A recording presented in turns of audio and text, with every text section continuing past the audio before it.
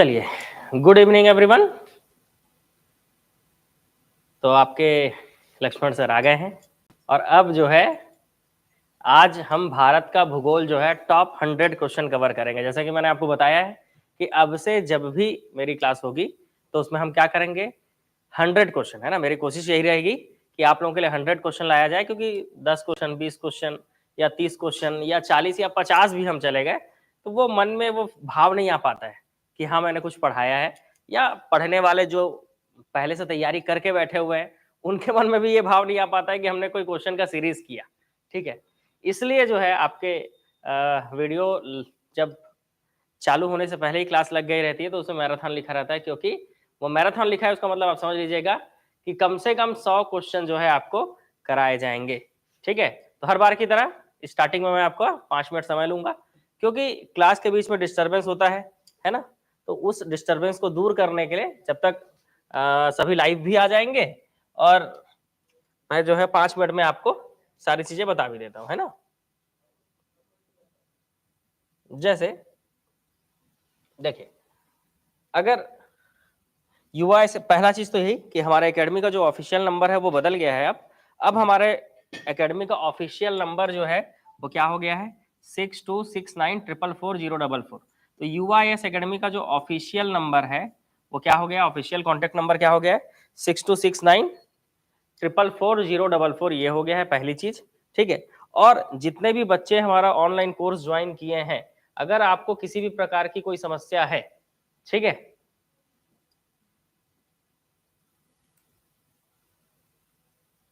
ठीक है, अगर आपको किसी भी प्रकार की कोई समस्या है तो आप क्या कर सकते हैं, इस नंबर पर आप व्हाट्सएप में मैसेज कर सकते हैं, कॉल भी कर सकते हैं। ठीक है, कॉल भी कर सकते हैं। अगर आपका कॉल रिसीव नहीं कर पा रहे हैं हम, या किसी कारण से कॉल रिसीव नहीं हुआ पाया, तो आप व्हाट्सएप में भी क्या कर सकते हैं, मैसेज कर सकते हैं। ठीक है, व्हाट्सएप मैसेज कर सकते हो आप।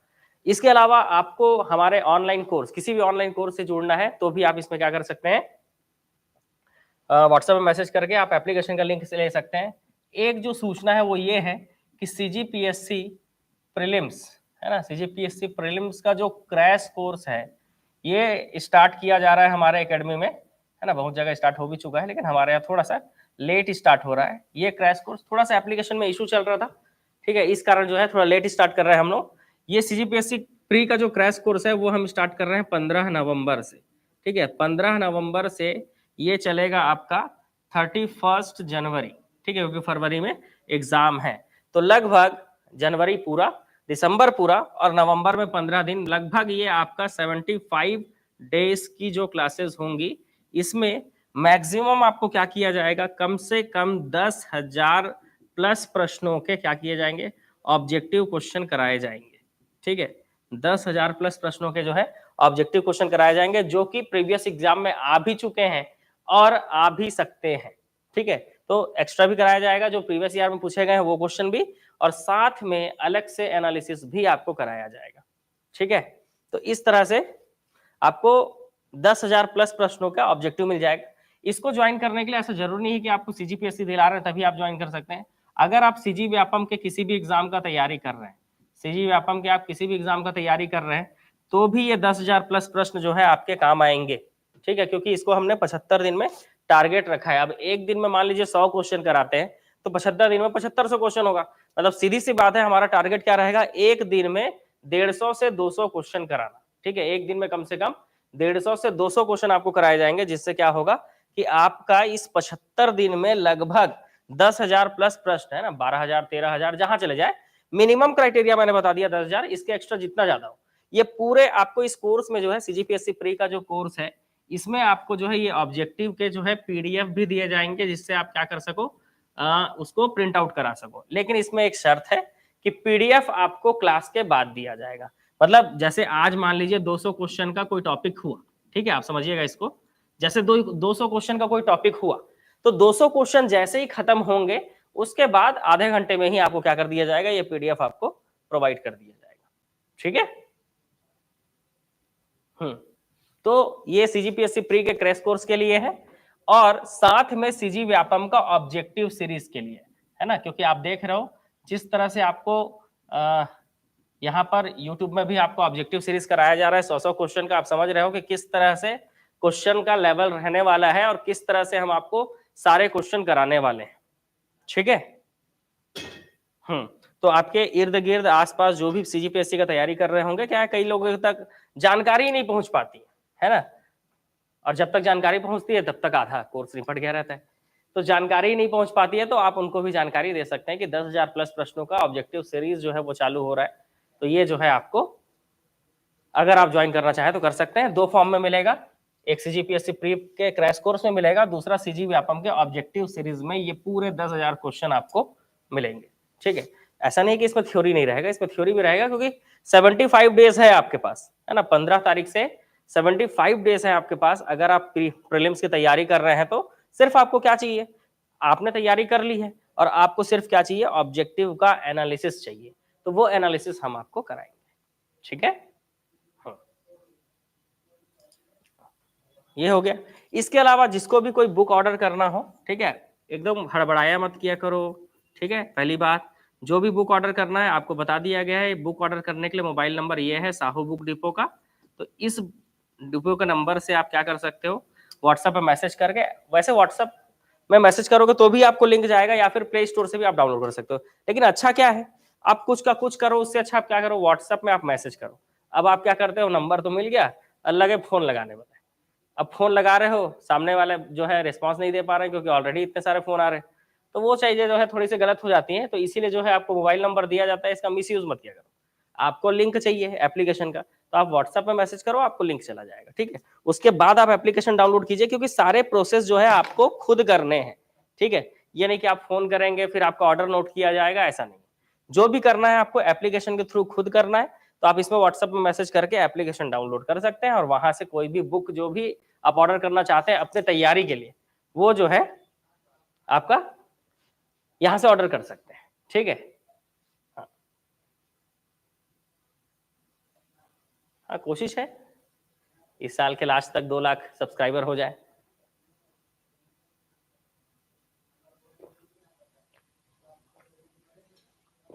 ठीक है। आज 100 क्वेश्चन कराएंगे। हाँ देखो, अब वो सब आपके उत्साह पे डिपेंड करेगा आप लोगों के।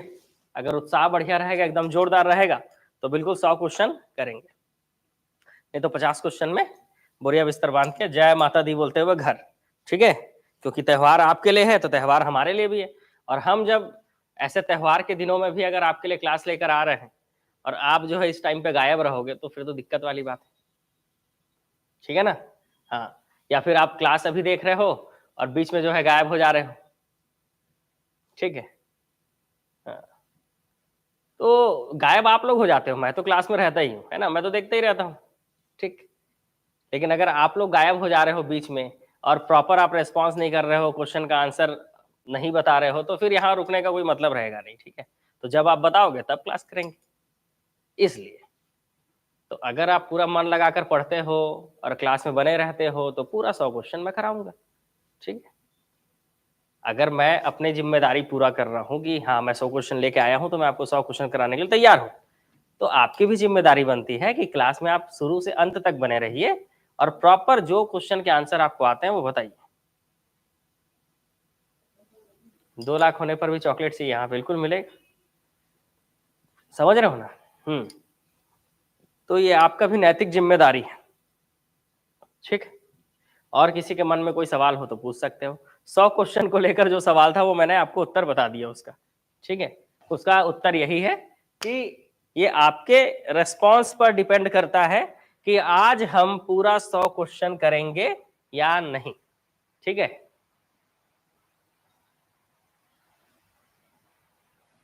ठीक। ये सारे जो भी क्लासेस हो रही हैं इनके सारे पीडीएफ आपको एप्लीकेशन से लेना पड़ेगा। ठीक है। क्योंकि वो चीजें जो है पॉसिबल नहीं है फ्री में अवेलेबल करा पाना, तो वो चीजें आपको पीडीएफ जो है एप्लीकेशन से लेना पड़ेगा, है ना। जो है सीधा बता देना ज्यादा सही रहता है ना। तो वो चीजें, क्योंकि वो सबको पता चल जाए एक ही बार में। ठीक है। ताकि आप इस उम्मीद में मत बैठे रहो। अगर आपको जो भी ऑब्जेक्टिव कराए जा रहे हैं, ये ऑब्जेक्टिव आपको लेना है, तो वो एप्लीकेशन आप डाउनलोड करेंगे ना, तो वहां पर पीडीएफ वाला जो ऑप्शन है वहां से मिलेगा आपको। ठीक है। इसीलिए मैं स्टार्टिंग में ही बोलता हूँ, जो भी पूछना है आप स्टार्टिंग में पूछ लीजिए। ठीक है, क्लासेस बिल्कुल आपको यूट्यूब पे मिलेंगी, आप दोबारा भी देख सकोगे इसको।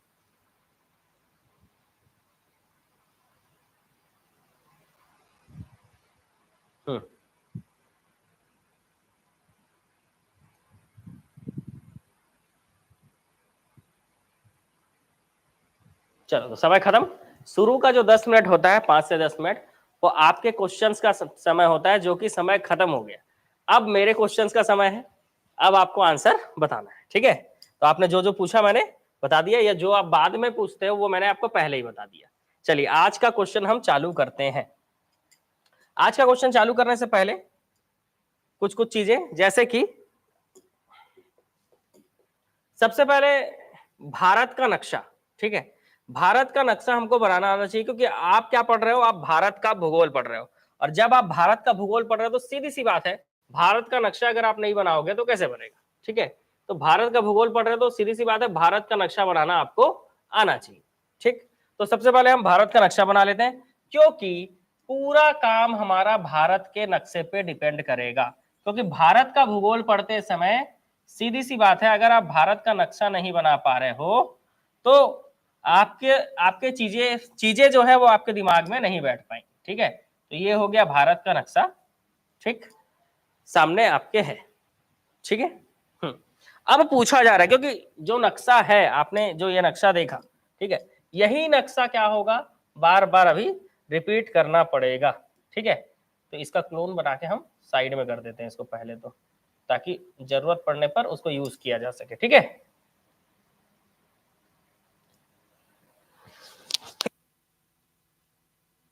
चलो तो नक्शा जो है बन गया है, नक्शा आपके सामने भी है। फॉन्ट क्लियर दिख रहा है कि नहीं बताइए, ये फॉन्ट आपका क्लियर दिख रहा है कि नहीं? किसी को कोई दिक्कत इस फॉन्ट में?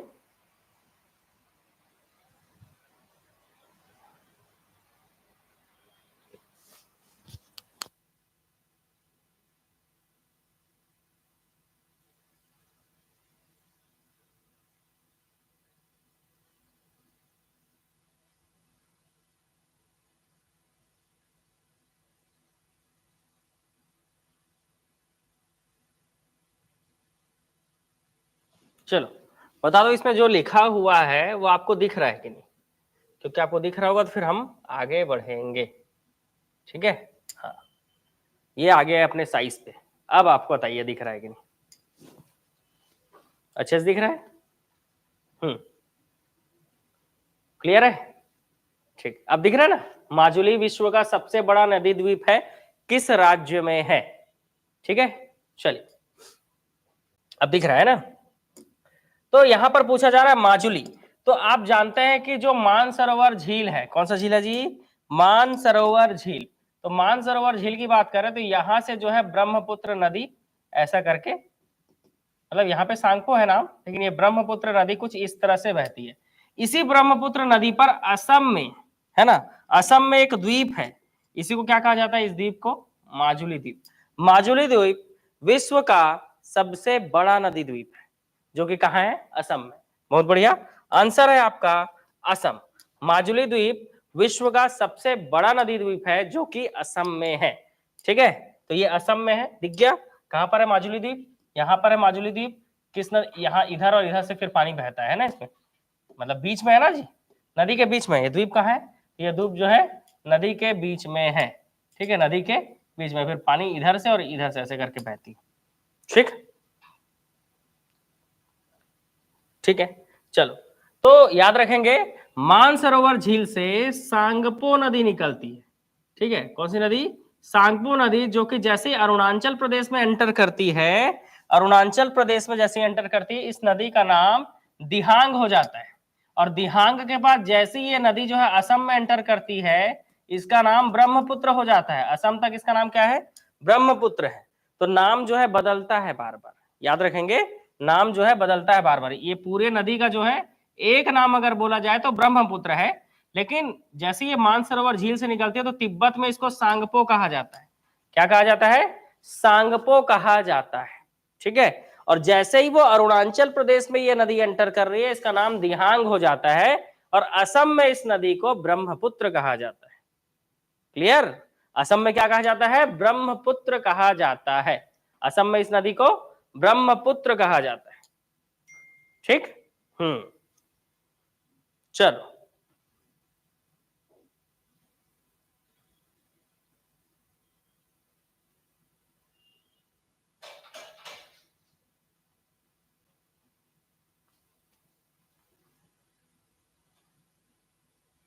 चलो आगे बढ़ते हैं, नेक्स्ट क्वेश्चन की ओर चलते हैं।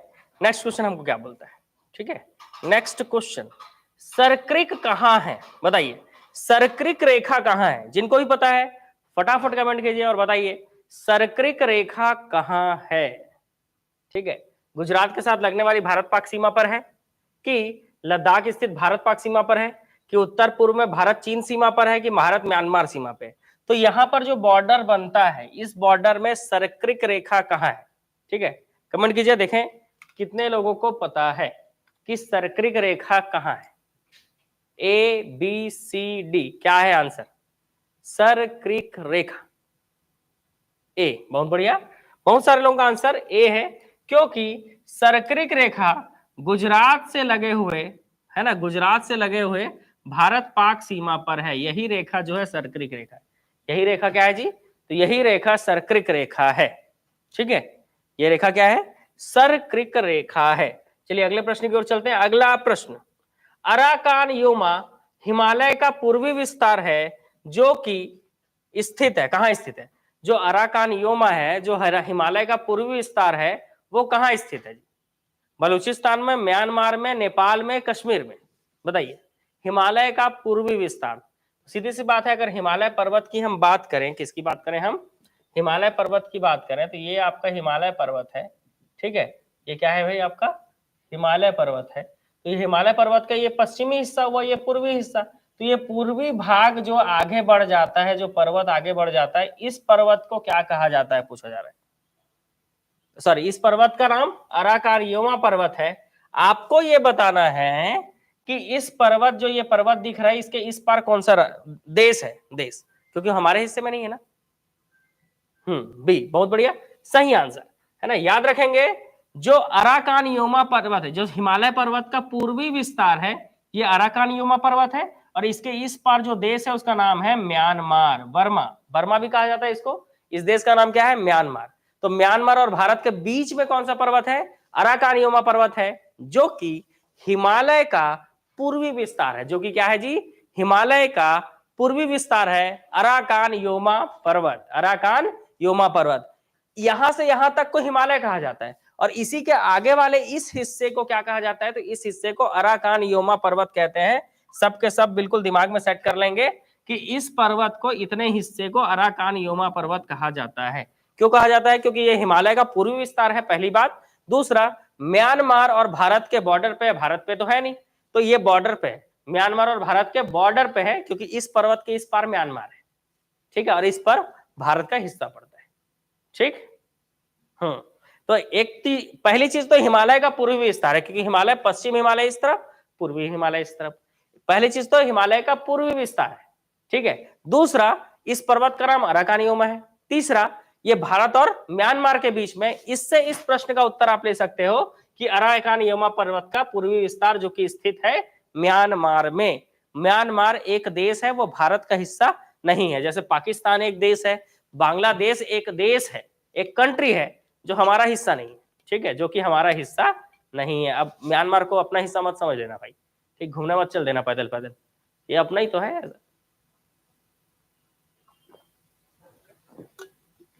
समझ रहे हो? समझ गए, मतलब ठीक, अच्छी बात है, समझ गए तो। चलो आगे की ओर बढ़ते हैं, नेक्स्ट क्वेश्चन की ओर चलते हैं। अगला क्वेश्चन आपको क्या बोलता है? तो अगला क्वेश्चन आपको बोलता है कि बताइए, निम्न हिमालय और किसके बीच में स्थित है लंबवत घाटी को दून कहा जाता है? जैसे देहरादून है, कोटली दून है, पाटली दून है, बहुत सारे दून है ना जी। सुने हो कि नहीं? देहरादून तो सुने होंगे, कोटली और पाटली दून नहीं सुने होंगे, लेकिन देहरादून आप सुने होंगे। ठीक है, ऐसा नहीं है कि आपने देहरादून नहीं सुना हो। ठीक है, देहरादून आपने सुना है, भले ही कोटली दून, पाटली दून, ठीक है, ये सब आप नहीं सुने होंगे, लेकिन देहरादून आप क्या किए हो? सुने हुए हो। ठीक है,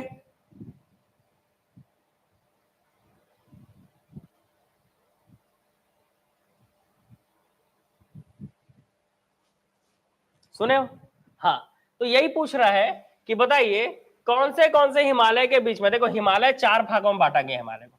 सबसे पहले वाले को वृहद हिमालय कहते हैं, पहला वृहद हिमालय, दूसरा महान हिमालय, ये वाला महान हिमालय, तीसरा जो है वो लघु हिमालय या मध्य हिमालय, और चौथा शिवालिक हिमालय। ऐसे अगर देखा जाए तो हिमालय जो है 4 भागों में बटा हुआ है। कितने भागों में? 4। ऐसे बिल्कुल 4 उंगली ऐसे रख सकते हो, ऐसे 4। ठीक है, सबसे ऊपर वाला वृहद हिमालय, पहला वृहद हिमालय, दूसरा महान हिमालय, तीसरा लघु हिमालय, और चौथा है शिवालिक हिमालय। पहला वृहद हिमालय, दूसरा महान हिमालय, तीसरा लघु हिमालय, और चौथा शिवालिक हिमालय। तो पूछा जा रहा है जो लघु हिमालय है निम्न हिमालय और किसके बीच में, तो याद रखना शिवालिक, किसके बीच में? शिवालिक हिमालय, मतलब तीसरे और चौथे के बीच में जो भी घास के मैदान है, ठीक है, लंबवत घाटियां हैं, इसको क्या कहा जाता है जी? इसको दून के नाम से जाना जाता है। उसके कुछ एग्जांपल भी मैं आपको बता रहा हूं, जैसे देहरादून है, कोटली दून है, पाटली दून है। ठीक है, हाँ बढ़िया। अच्छा, गए थे देहरादून, चलो अच्छी बात है।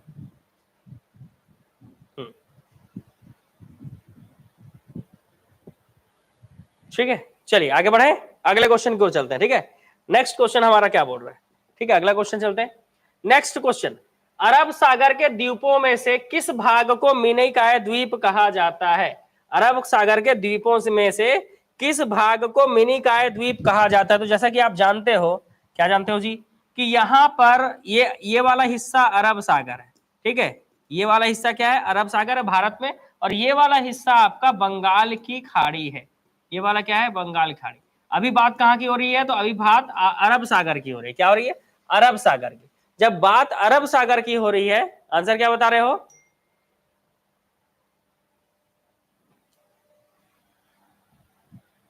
नहीं, इसके पहले भी इसका 20 क्वेश्चन मैंने करा दिया है आपको, और उसमें लगभग एनालिसिस मैंने आपको करा दिया था। भारत के भूगोल को लगभग मोटा मोटी मैंने आपको बता दिया था। वो इसी वीडियो के ऊपर वाले वीडियो में मिल जाएगा। ठीक है, आप जैसे ही आप यूट्यूब में प्लेलिस्ट में क्लिक करोगे ना, तो प्लेलिस्ट में भारत का भूगोल बाई लक्ष्मण सर लिखा होगा, वहां पर जैसे ही आप क्लिक करोगे तो ये वीडियो का लिंक तो दिखेगा ही, इसके ऊपर जो भारत का भौतिक स्वरूप लिखा है उसके जो जिसमें मैंने 20 क्वेश्चन कराए हैं, वो क्वेश्चन भले ही 20 है लेकिन उसमें नॉलेज बहुत ज्यादा है। ठीक है, तो कई लोग आंसर बोल रहे हैं सी, दक्षिणी आप आंसर दे रहे हो, बहुत बढ़िया, सही आंसर दे रहे हो आप, दक्षिणी। क्योंकि अरब सागर में जो लक्षद्वीप है, लक्षद्वीप, ठीक है, इसमें से किस भाग को मिनिकॉय द्वीप के नाम से जाना जाता है? तो ऐसे बहुत सारे द्वीप हैं। सबसे लास्ट में जो द्वीप है, ये जो सबसे लास्ट वाला जो द्वीप है ना, ये पूरा लक्षद्वीप है, ये पूरा लक्षद्वीप है, लेकिन सबसे लास्ट वाले को ही मिनिकॉय के नाम से जाना जाता है। तो अगर ये द्वीप ऊपर है तो ये द्वीप नीचे है, ऊपर, तो इसीलिए आपको आंसर क्या लेना है? आंसर लेना है आपको, क्या आंसर लेना है? दक्षिणी। क्लियर, मामला समझ में आया? मैंने इसीलिए बोला ना, आपको क्या करना पड़ेगा, धीरे धीरे हम लोग मैप को भरते जाएंगे। भारत के भूगोल में मैपिंग आपको देखना बहुत जरूरी है, मैप के हिसाब से हम समझेंगे। जैसे अभी जो क्वेश्चन था वो मिनिकॉय के लिए था, तो एग्जैक्ट लोकेशन मिनिकॉय का क्या है ये भी आपको पता होना चाहिए। तो इस पूरे हिस्से को लक्षद्वीप कहते हैं। ठीक है, ये एक केंद्र शासित प्रदेश है और इस पर भारत का कब्जा है। ठीक है, जब भारत पाकिस्तान अलग हो रहे थे तो ये उस समय स्वतंत्र था, इनको तो पता भी नहीं चला कि कौन सा झंडा पहले गड़ गया। पाकिस्तान के लोग यहां से निकले, भारत को पता चला कि पाकिस्तान के लोग लक्षद्वीप को कब्जा करने के लिए निकले हैं नाव से, तो ये लोग यहां से ऐसे आ रहे थे जी, यहां से ऐसे करके। ठीक है, अब इनको आने में ज्यादा समय लगा कि नहीं, हमने बस यहीं से आ गए, हम यहीं से पहुंच गए तुरंत केरल से, हमने पहले झंडा गाड़ दिया, पाकिस्तान के लोग वापस, समझ गए, तो हमने पहले झंडा गाड़ दिया, इसीलिए ये हमारा हो गया लक्षद्वीप। ठीक है, अब इनको सोचना चाहिए, इतना दूर से जा रहे तो हो हल्ला करते मत जाओ भाई।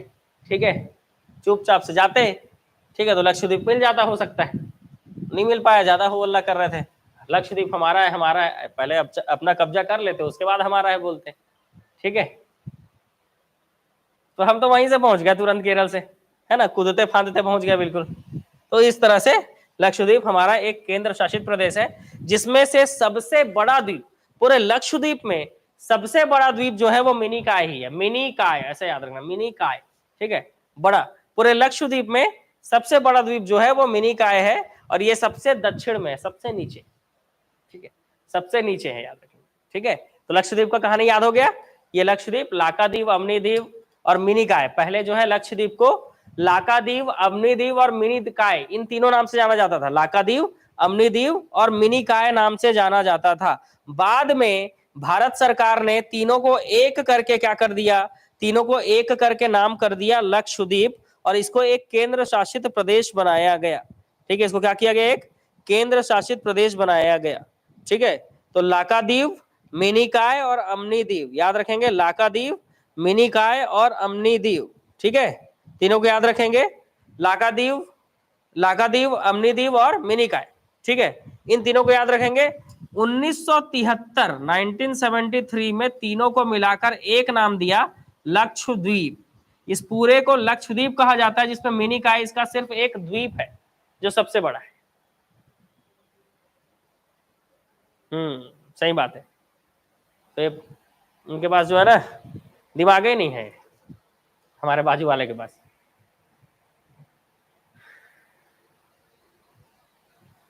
ठीक है,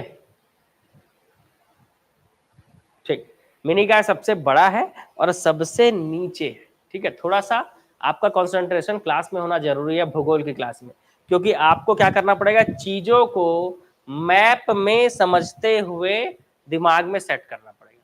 ठीक है, हाँ, चलो आगे प्रश्नों की ओर चलते हैं, अगले प्रश्न की ओर। अगला क्वेश्चन कि बताइए, खालिस्तान के बाद हिमालय दक्षिण की ओर एक तीव्र मोड़ बनाते हुए पूर्वी सीमा के साथ फैल जाता है, तो खालिस्तान किसके साथ, ये हिमालय ऐसे बढ़ रहा है, ये हिमालय ऐसे बढ़ रहा है, यहां पर मोड़ कौन सा मिला बताओ, यहां पर मोड़ मिला दिहांग नदी का। कौन सा मोड़ मिला, दिहांग नदी का मोड़ मिला, क्योंकि सीधी सी बात है, नदी तो पहाड़ चढ़कर नहीं आएगी ना जी, नदी जो है वो पहाड़ चढ़कर तो नहीं आएगी, मतलब यहाँ पर गैपिंग है, यहाँ पर हिस्सा नीचे है, और उसी दिहांग महाखड्ड से ही क्या होता है, नदी जो है अंदर आती है। तो इसीलिए इसको मैंने बनाकर रखा था, इस ब्रह्मपुत्र नदी को। और आपको स्टार्टिंग में ही बताया मैंने कि अरुणाचल प्रदेश से जो होकर नदी गुजरती है वो नदी है, कौन सी नदी, उसको दिहांग कहा जाता है। जैसे सांगपो नदी जो है अरुणाचल प्रदेश से होकर गुजरती है तो उसको दिहांग कहा जाता है, और यही नदी जो है ब्रह्मपुत्र कहलाती है। असम में आने के बाद इसको क्या कह दिया जाता है, ब्रह्मपुत्र नदी कहा जाता है। ठीक है, तो इसका आंसर आसान था, दिहांग महाखड्ड। ठीक है, दिहांग महाखड्ड। अगला क्वेश्चन की ओर चलते हैं, नेक्स्ट क्वेश्चन, निम्नलिखित में से वे पहाड़ियां जो कौन सी है जो पूर्वी पश्चिमी घाट को जोड़ती है। ठीक है, ऐसी पहाड़ियों को नाम बताइए जो पूर्वी और पश्चिमी घाट को जोड़ती है। तो देखो यार, पश्चिमी घाट इसको कहा जाता है। ठीक है, ये जो पर्वत है ना, ये पूरा नीचे तक है। ठीक है, ये पर्वत जो आपको दिख रहा है इस तरफ का, इसको पश्चिमी घाट कहते हैं। इसको क्या कहते हैं जी, पश्चिमी घाट, क्योंकि पश्चिम की ओर है, इसको क्या कहा जाता है, पश्चिमी घाट कहा जाता है। ठीक है, और ऐसे ही यहां पर भी है, 1 2 3 4। ठीक है, और यहां पर भी 1 2 3 4। ठीक है, तो ऐसे करके 4 4 टोटल 8 याद रखना है। सबसे पहले तो उड़ीसा का महेंद्रगिरी आपको पढ़ना है, उसके बाद 4 आपको याद रखना है ना, नल्लामलाई, वेलिकोंडा, पालकोंडा, नगारी, जवादी, सेवराय, पंचमलई, सिरुमलई, ऐसे करके टोटल 8 पर्वत है, जिसमें के शुरू के 4 जो है वो आंध्र प्रदेश में। ठीक है, नल्लामलाई, वेलिकोंडा, पालकोंडा, नगारी, और उसके नीचे के 4 जो है वो तमिलनाडु में। ठीक है, जवादी, सेवराय, पंचमलई, सिरुमलई, ऐसे करके टोटल 8 पहाड़ियां है। देखो जैसे मेरे को याद है ना, वैसे आपको भी याद हो जाएगा धीरे धीरे करके, जैसे आप ज्योग्राफी पढ़ना चालू करोगे तो इसको पूर्वी घाट कहा जाता है। पश्चिमी घाट बिल्कुल ऊंचे हैं, ऊंचे ऊंचे पर्वत है ना। अगर पश्चिमी घाट की बात करें तो इतना ऊंचा पर्वत है, ऐसे करके फिर ये पूर्वी घाट, पूर्वी घाट कम ऊंचा है, और पूर्वी घाट कटा फटा है क्योंकि बीच बीच से नदियां गुजरती हैं। यही पूछा जा रहा है कि जो ये पूर्वी घाट है इसको कहा जाता है क्या, पूर्वी घाट। इसको क्या कहा जाता है जी, पूर्वी घाट। तो पूर्वी घाट और पश्चिमी घाट को जोड़ने वाली बीच में कौन सा पर्वत है जो पश्चिमी घाट और पूर्वी घाट को जोड़ता है। ठीक है, पूछा जा रहा है पश्चिमी घाट और पूर्वी घाट को जोड़ने के लिए ये बीच में कौन सा पर्वत है, यही पूछा जा रहा है। ये गुलाबी कलर का जो दिख रहा है ना, इसी को पूछ रहा है कि ये कौन सा पर्वत है। नीलगिरी, बहुत बढ़िया बहुत बढ़िया, सही आंसर नीलगिरी पर्वत। इस पर्वत का नाम क्या है जी, नीलगिरी। ठीक है, इस पर्वत का नाम क्या है, तो इस पर्वत का नाम है नीलगिरी। याद रखेंगे, इस पर्वत को नीलगिरी पर्वत कहा जाता है। नीलगिरी पर्वत ही पूर्वी घाट और पश्चिमी घाट दोनों को जोड़ती है। नीलगिरी पर्वत जो है वो पूर्वी घाट और पश्चिमी घाट दोनों को जोड़ती है। ऐसे कोई स्पेसिफाइड बुक नहीं है जियोग्राफी के लिए। क्लास नोट्स जो आप बनाओगे है ना, जब भी आप जियोग्राफी पढ़ोगे, जहां से भी पढ़ोगे, ठीक है, जहां से ही पढ़ोगे, जियोग्राफी पढ़ोगे जहां से भी, क्लास नोट्स जो आप बनाओगे वही आपके जियोग्राफी के लिए सही रहता है।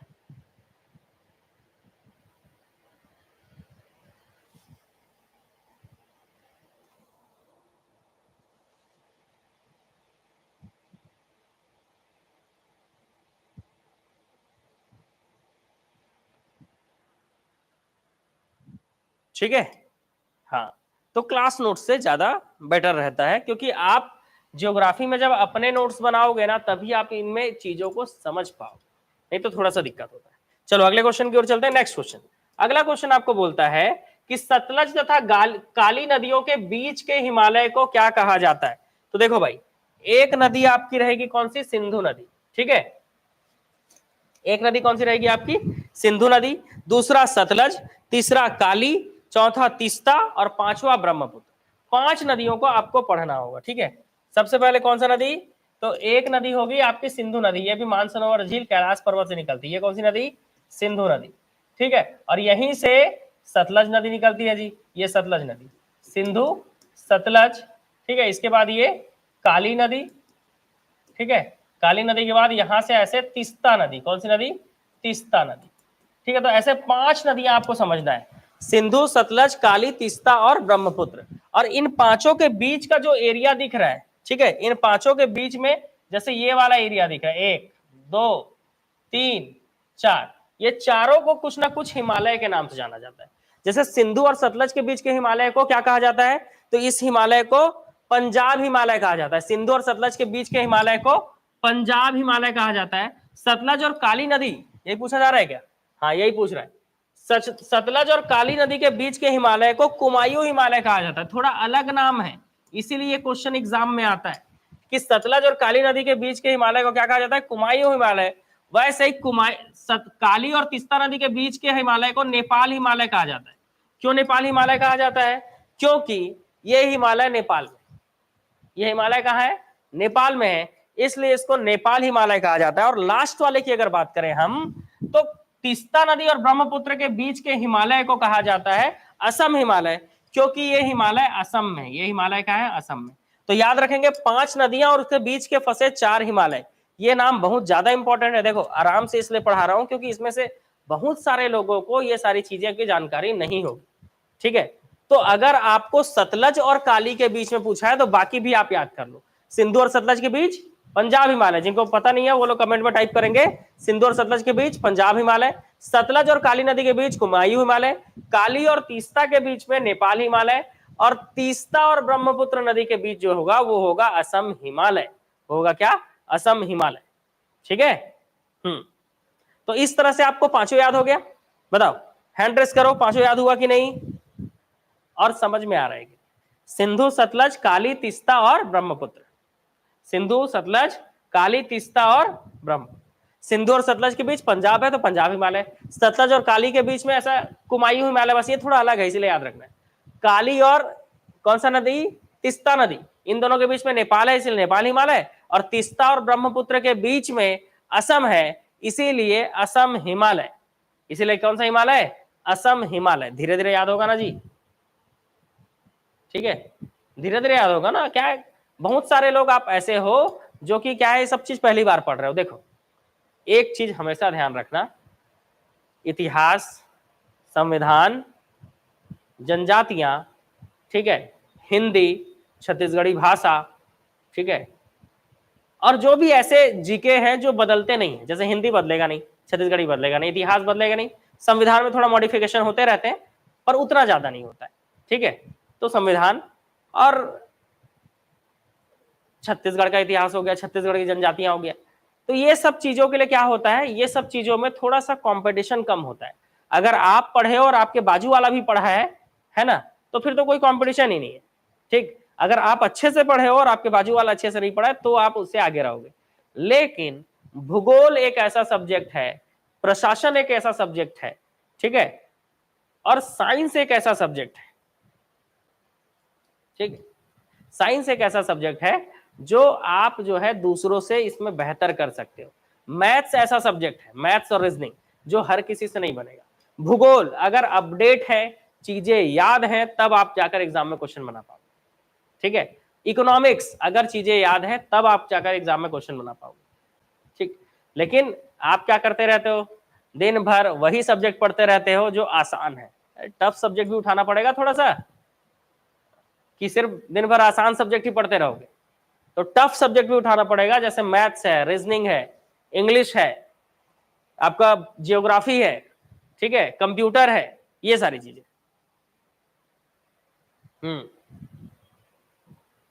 और जिनसे भूगोल नहीं बनता है, भारत के भूगोल की जब क्लासेस चालू होंगी ना, थ्योरी क्लासेस, तब मैं आपको बता दूंगा कि भारत के भूगोल की थ्योरी क्लासेस चालू हो रही है करके, तो आप ज्वाइन कर लीजिएगा।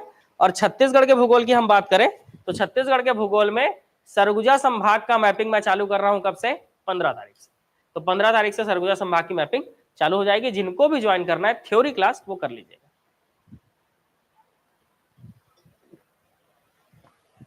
चलो अगले क्वेश्चन की ओर चले। नेक्स्ट क्वेश्चन की बात कर लेते हैं थोड़ा सा। हिमालय याद हो गया पूरा। अगला क्वेश्चन, तीस्ता और दिहांग नदियों के बीच आने वाले हिमालय को क्या कहा जाता है, बताइए। देखो इसी ब्रह्मपुत्र नदी को दिहांग भी कहते हैं, को पूछ रहा है। ये तीस्ता और दिहांग के बीच में, अभी पढ़े हम तीस्ता और दिहांग, गलत नहीं होना चाहिए, अभी आप पढ़े हो तीस्ता और दिहांग, तीस्ता और दिहांग, हाँ, तीस्ता और दिहांग में असम, तीस्ता और दिहांग के बीच आने वाली जो हिमालय है उसको असम हिमालय कहा जाता है, ठीक है। चलो अगले क्वेश्चन की ओर चलते हैं। नेक्स्ट क्वेश्चन, निम्नलिखित में से किसे सह्याद्री पर्वतमाला भी कहा जाता है। देखो आसान क्वेश्चन है, जल्दी बताओ इसका आंसर क्या होगा। किसे सह्याद्री पर्वतमाला भी कहा जाता है। बनेगा जी क्वेश्चन। शुरू के 15-20 क्वेश्चन तक तो मैं थोड़ा समझा लूं, आपको एक्सप्लेन कर लूं, उसके बाद क्वेश्चन बनने लगेंगे आपसे। किसे सह्याद्री पर्वतमाला कहा जाता है। पश्चिमी घाट, बहुत बढ़िया।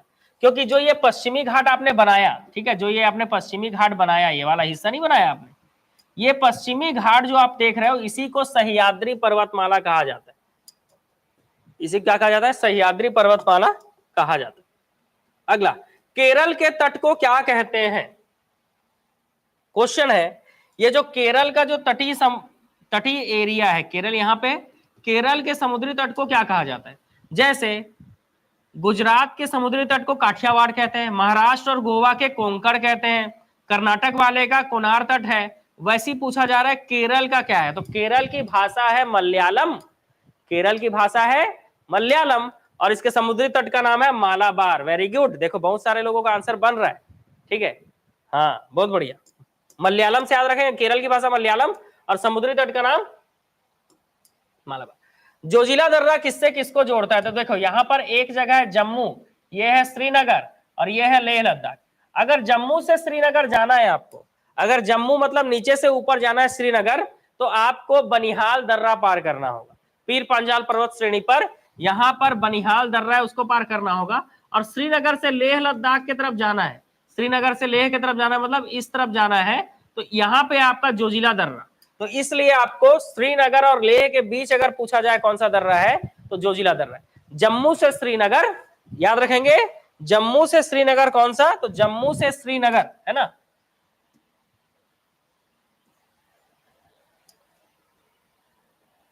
देखो थ्योरी क्लास में आपको इसी तरह से मैप बनाकर पढ़ाया जाता है भाई, ठीक है। ये रहा जम्मू और ये रहा श्रीनगर और ये रहा लेह लद्दाख। अगर जम्मू से श्रीनगर की बात करें हम, तो जम्मू से श्रीनगर के बीच में पीर पांजाल पर्वत श्रेणी है। कौन सी पर्वत श्रेणी है जी, यहाँ पर ये पर्वत श्रेणी का नाम है पीर पांजाल पर्वत श्रेणी, और ये इसके बीच में जो दर्रा है इसको बनिहाल दर्रा कहते हैं। ये कौन सा दर्रा है, बनिहाल दर्रा। अगर जम्मू से श्रीनगर जाना है तो बनिहाल दर्रा, और वैसे श्रीनगर से लेह लद्दाख के बीच में जाना है तो ये है जोजिला दर्रा। ये क्या है जी, जोजिला दर्रा। ठीक है, जम्मू से श्रीनगर के बीच में बनिहाल दर्रा और श्रीनगर से लेह के बीच में जोजिला दर्रा। ठीक है, तो ये कौन सा दर्रा है, तो ये है बनिहाल। ठीक है, ये याद रखेंगे, एक बनिहाल दर्रा और एक जोजिला दर्रा है। दो दर्रे आपको जम्मू कश्मीर में, आपको ये दोनों दर्रे आपको याद रखने हैं, एक बनिहाल दर्रा, ठीक है, पीर पंजाल पर्वत श्रेणी पर बनिहाल दर्रा, और श्रीनगर से बीच, श्रीनगर से लेह के बीच में जोजिला दर्रा। चलो बहुत बढ़िया, आंसर है श्रीनगर और लेह। अगले क्वेश्चन की ओर चलते हैं, नेक्स्ट क्वेश्चन, पुरातन काल में हिमालय के स्थान पर कौन सा चीज विद्यमान था। तो आपने प्लेट टेक्टोनिक थ्योरी पढ़ा होगा कि आज से पहले जब हिमालय यहां नहीं था, ठीक है, यहां पर क्या नहीं था जी, तो यहां पर हिमालय नहीं था, तो इस जगह पर क्या चीज हुआ करता था। एक्चुअल में हिमालय आज जहां पर है, इस जगह पर क्या था, तो इस जगह पर याद रखेंगे, बहुत सारे लोग आंसर सही बता रहे हैं, बिल्कुल सही आंसर है, टेथिस सागर था। क्या था, टेथिस सागर, सही उत्तर। इस जगह पर क्या था, टेथिस सागर था। चलो अगले क्वेश्चन की ओर चलते हैं, नेक्स्ट क्वेश्चन, कुल्लू घाटी किसके किसके मध्य स्थित है। कुल्लू घाटी किसके किसके मध्य स्थित है, पूछा जा रहा है आपसे। ठीक है, यहां पे पूछा जा रहा है कि कुल्लू घाटी किसके किसके मध्य स्थित है। ठीक है, तो इसका उत्तर आपको बताना है। ठीक है, जिसको जिसको पता है बताइए, कुल्लू घाटी किसके किसके मध्य स्थित है।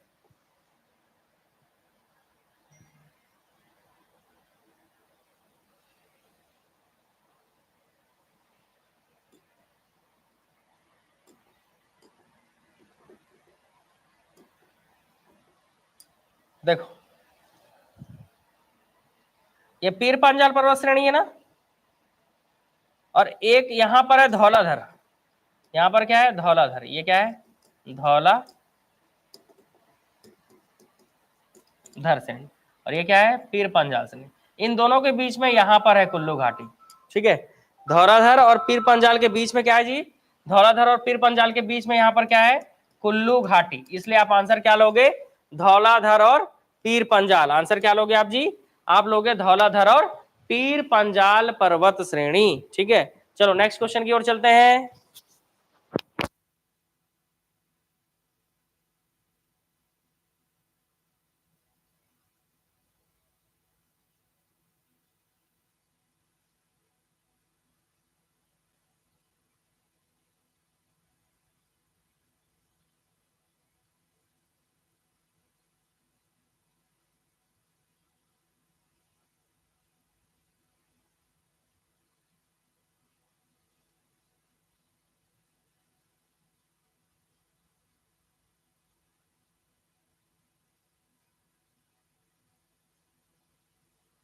चलो आंसर लेंगे नेक्स्ट क्वेश्चन का आप लोग।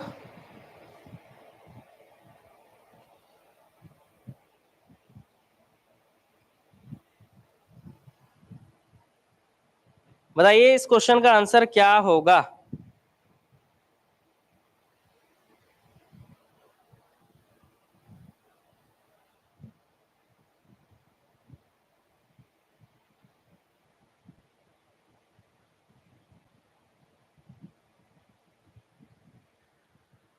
सी, सैडल पीक।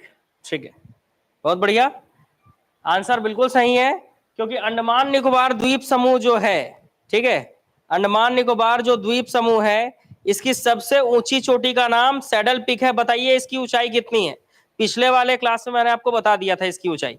बताइए इसकी ऊंचाई कितनी है। ठीक है, इसकी ऊंचाई आपको बताना है कितनी है। सैडल पीक, ठीक है, बताएंगे ऊंचाई कितनी है। अंडमान निकोबार द्वीप समूह की अगर हम बात करें, तो अंडमान निकोबार द्वीप समूह जो है उसकी सबसे ऊंची चोटी माउंट सैडल पीक है, और सैडल पीक की ऊंचाई आपको बताना है। ठीक है, तो ये बंगाल की खाड़ी जो है इसी में है क्या, तो इसी में है आपका अंडमान निकोबार द्वीप समूह।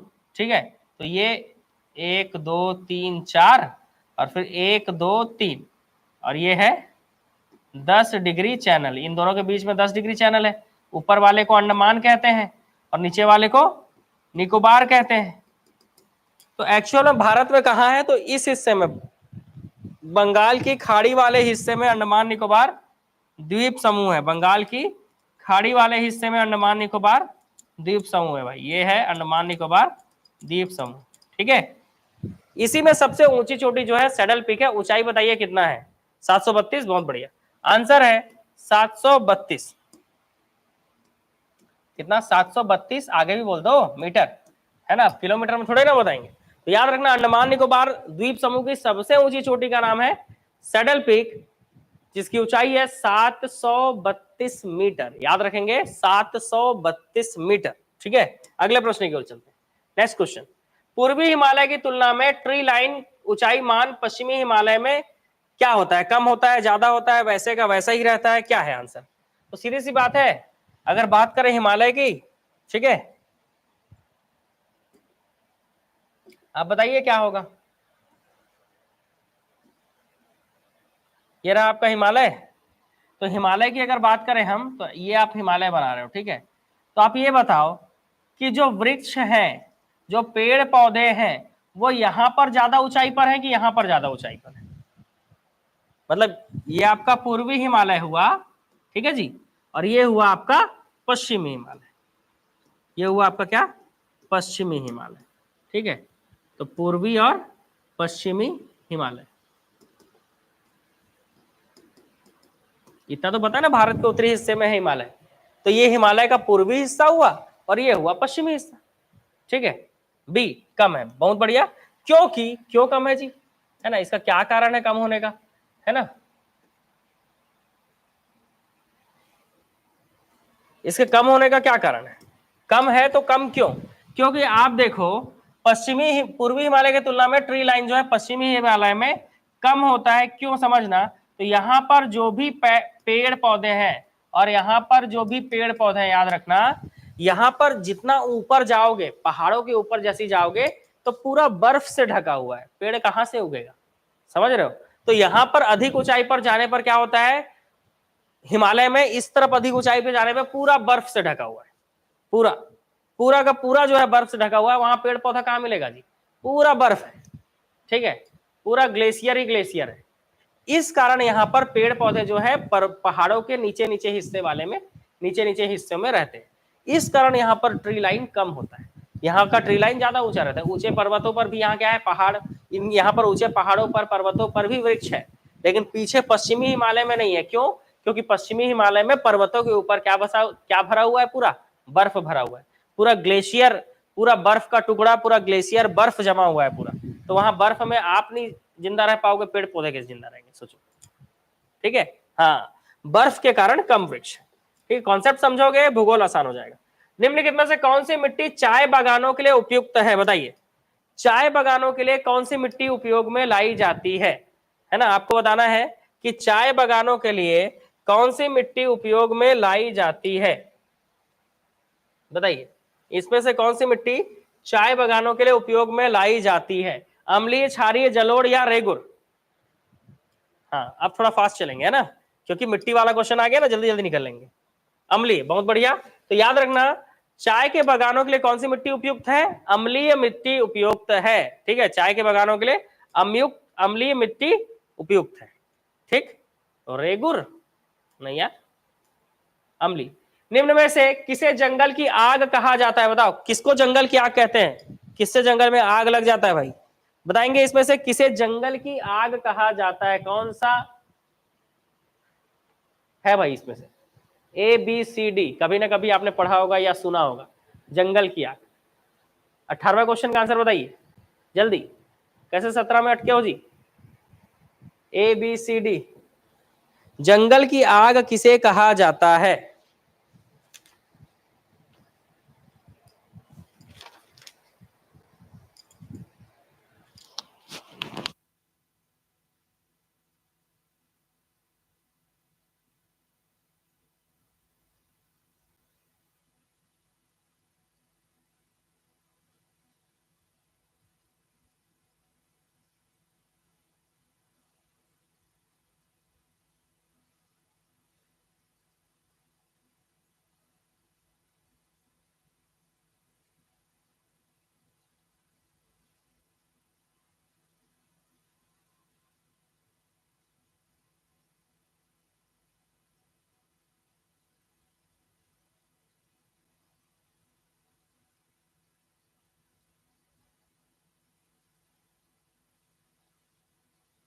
कई लोग टेक्टोना ग्रैंडिस कह रहे हैं, ठीक है, कई लोग जेकेरांडा मेमोसाफोलिया कह रहे हैं, ठीक है, और कई लोग बोल रहे हैं नहीं पता, ठीक है, थोड़ा अलग क्वेश्चन, कभी नहीं पढ़े हो तो कभी नहीं पढ़े तो स्किप थोड़े ना करेंगे।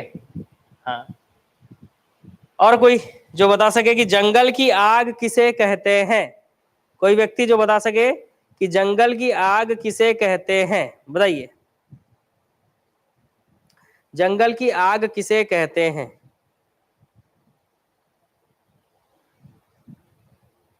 ठीक है,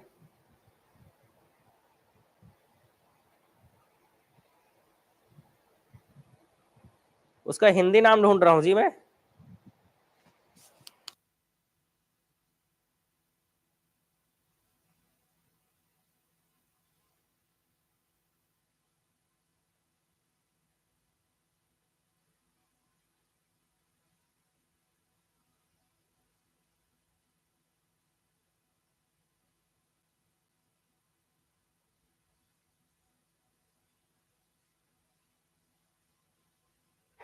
नहीं, बाउंसर क्वेश्चन नहीं, एक्चुअली में यहाँ पर वैज्ञानिक नाम लिखा है, इसलिए मिल गया होता है वैज्ञानिक नाम।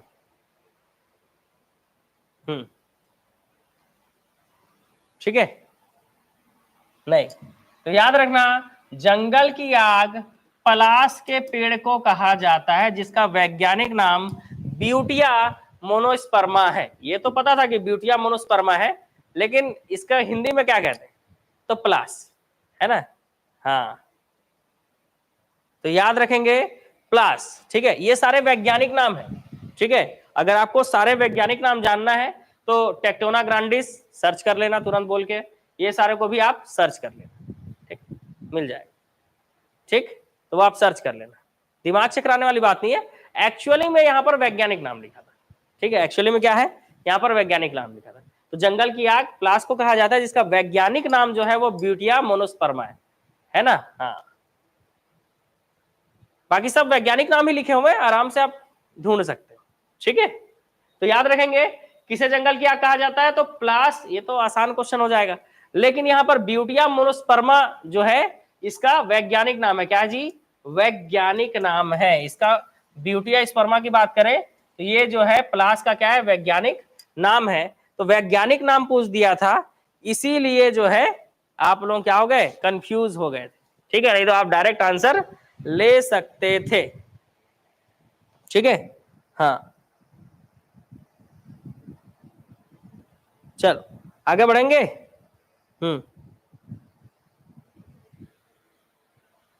क्या बोल रहे हो, इसमें आग कैसे लगता है?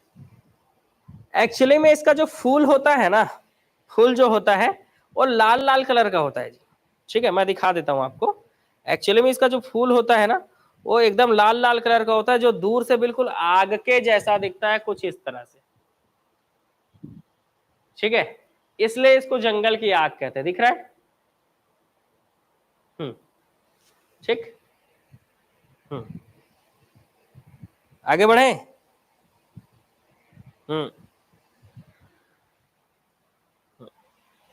चलो आगे बढ़ते हैं।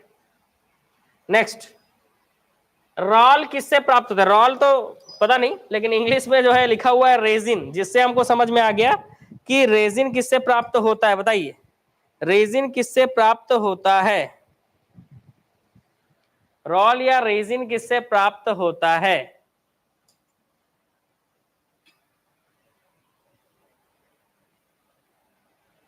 हाँ, किसके पेड़ से? हो गया, बाहर निकलो।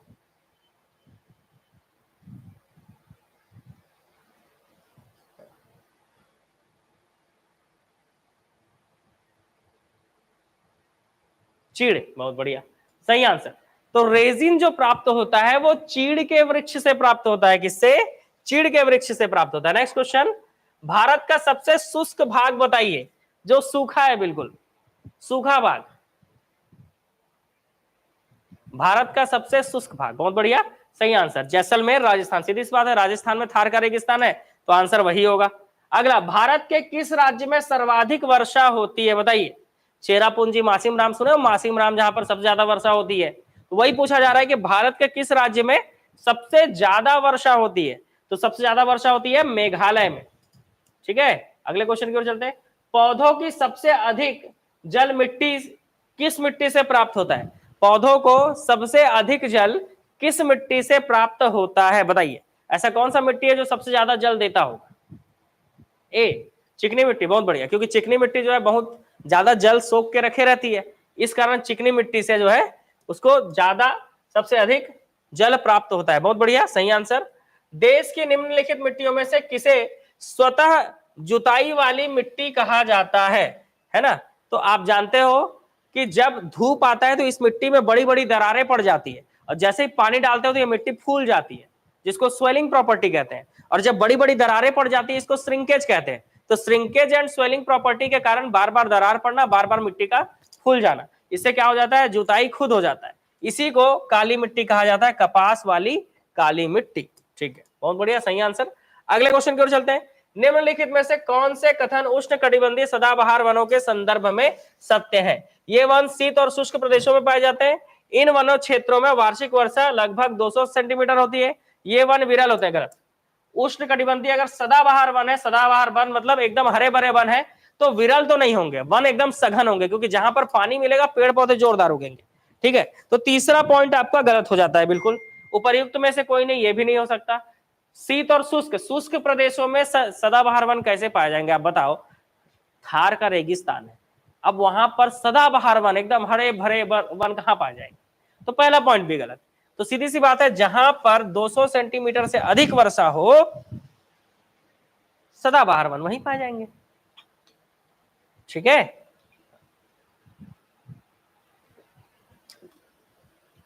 चलो अगले क्वेश्चन की ओर चले। नेक्स्ट क्वेश्चन आपका क्या बोलता है?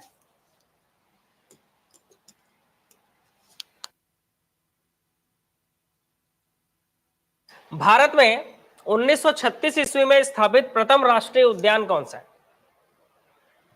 भारत का पहला राष्ट्रीय उद्यान, वैसे आपको पता भी होगा कि भारत का पहला राष्ट्रीय उद्यान जिम कॉर्बेट राष्ट्रीय उद्यान को कहा जाता है। ठीक है, लेकिन पहले उसका कुछ और नाम था जो इसमें लिखा हुआ है। जिम कॉर्बेट राष्ट्रीय उद्यान को पहले किस नाम से जाना जाता था? ये अगर आप बता दो या पता हो तब आप आंसर ले सकते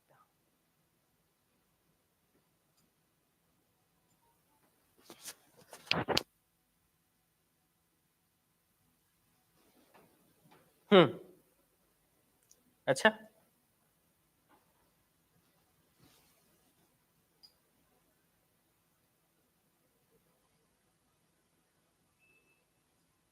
गलत।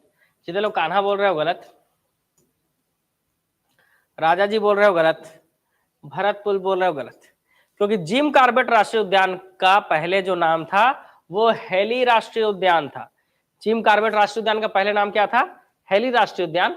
1936 में भारत का पहला राष्ट्रीय उद्यान किसको बनाया गया था? हेली राष्ट्रीय उद्यान, जिसका बाद में नाम बदलकर क्या कर दिया गया? जिम कॉर्बेट राष्ट्रीय उद्यान।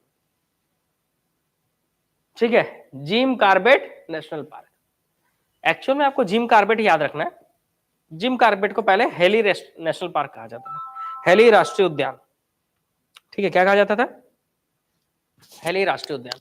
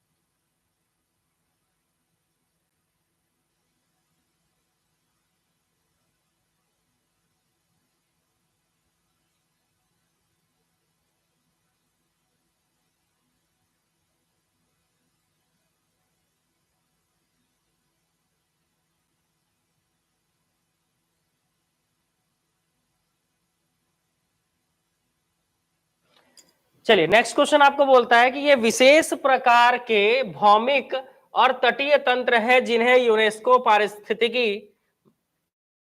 जीवमंडल प्रोग्राम मान्यता प्राप्त है। इससे आप क्या समझते हो, ये पूछा जा रहा है, बताइए।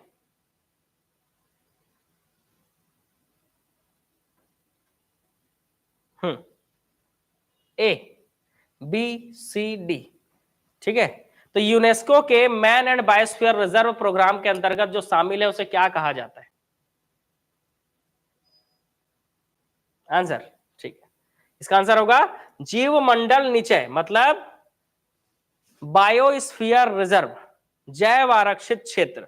नेशनल पार्क नहीं कहा जाता क्योंकि नेशनल पार्क को नहीं शामिल किया गया है इसके अंदर। किसको शामिल किया गया है? तो इसके अंतर्गत बायोस्फीयर रिजर्व को शामिल किया गया। आप पढ़ोगे, जब भी आप बायोस्फीयर रिजर्व के बारे में पढ़ोगे ना, तब आपको पढ़ाया जाएगा कि बायोस्फीयर रिजर्व जो है man and biosphere reserve programme के अंतर्गत है ना, इसको शामिल किया गया, यूनेस्को ने इसको शामिल किया है, बायोस्फीयर रिजर्व, जो कि जैव आरक्षित क्षेत्र। देखो तीन चीजें होती है, एक जैव आरक्षित क्षेत्र बड़ा सा, नेशनल पार्क उससे छोटा चीज, वन्य जीव अभ्यारण्य उससे छोटा चीज।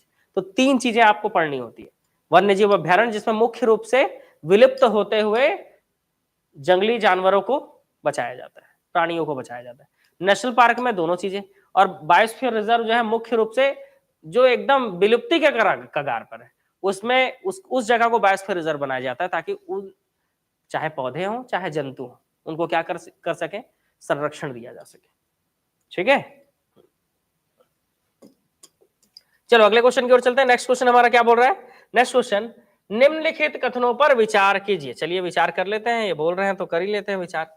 कि राष्ट्रीय उद्यान की सीमा रेखा विधान से परिभाषित होती है, क्या कानून बनाकर बताया जाता है कि राष्ट्रीय उद्यान है ये? दूसरा, जैव आरक्षित क्षेत्र की स्थापना वनस्पति जात और प्राणी जात की कुछ विशेष जातियों के संरक्षण के लिए किया जाता है। हाँ, तो ये तो बिल्कुल सही पॉइंट है, क्योंकि जैव आरक्षित क्षेत्र या बायोस्फीयर रिजर्व जो होते हैं वो पौधों को और जानवरों को, दोनों को बचाने के लिए होते हैं।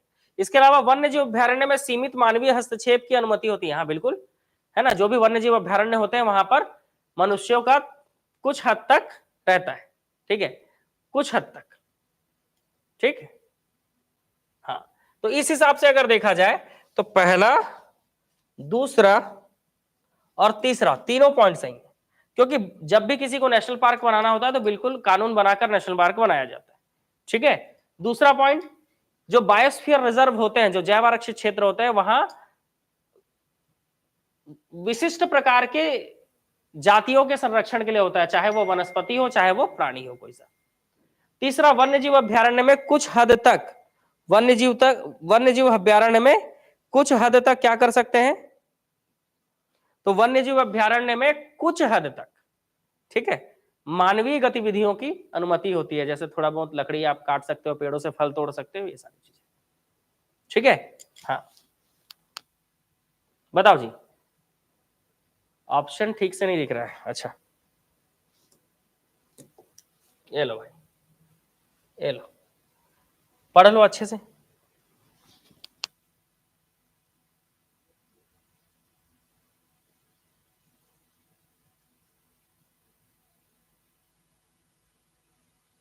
बच्चे लोग बताओ तो, सबको वॉइस क्लियर आ रही है कि नहीं? नहीं तो फिर मैं चेक करूंगा ना वॉइस आ रही है कि नहीं क्लियर।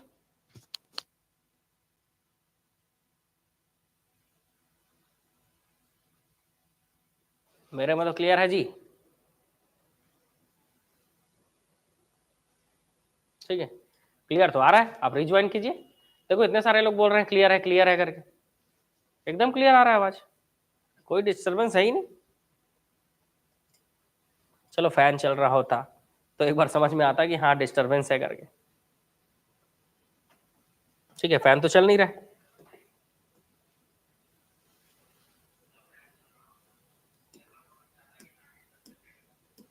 चलिए अगले क्वेश्चन की ओर चलते हैं। निम्नलिखित में से किस राज्य में डाम्फा टाइगर रिजर्व स्थित है? याद करो, एक वीडियो में मैंने बताया था पूरे पूर्वोत्तर भारत को, और पूर्वोत्तर भारत को में मैंने आपको डाम्फा टाइगर रिजर्व के बारे में बताया था, है ना? कहाँ है बताइए, डाम्फा बायोस्फीयर रिजर्व कहाँ है बताइए।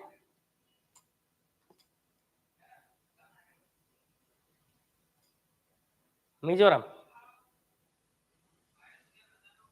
मिजोरम, बहुत बढ़िया, सही आंसर है आप लोगों का। चलिए अगले क्वेश्चन की ओर चलते हैं। नेक्स्ट क्वेश्चन, बांधवगढ़ राष्ट्रीय उद्यान किस राज्य में स्थित है? बांधवगढ़ राष्ट्रीय उद्यान किस राज्य में स्थित है? आसान है, आसान क्वेश्चन है जी, गलत नहीं होना चाहिए। बांधवगढ़ राष्ट्रीय उद्यान किस राज्य में स्थित है?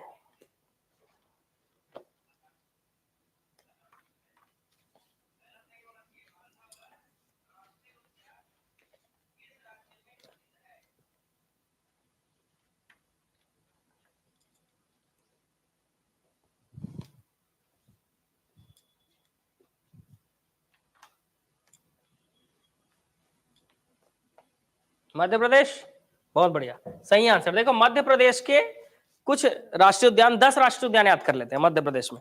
एक तो बांधवगढ़ है, एक जीवाश्म, कान्हा, माधव, पेंच, संजय, सतपुड़ा, वन विहार, डायनासोर, ऐसे टोटल 10 राष्ट्रीय उद्यान मध्य प्रदेश में आपको याद करना है। बांधवगढ़ के साथ माधव भी याद कर लेना, तो बांधव माधव, ठीक है, बांधव माधव, कान्हा याद रखना है आपको, ठीक है, कान्हा, पेंच, जीवाश्म, सतपुड़ा, वन विहार और डायनासोर, ऐसे करके टोटल 10 आपको याद रखने हैं, ठीक है।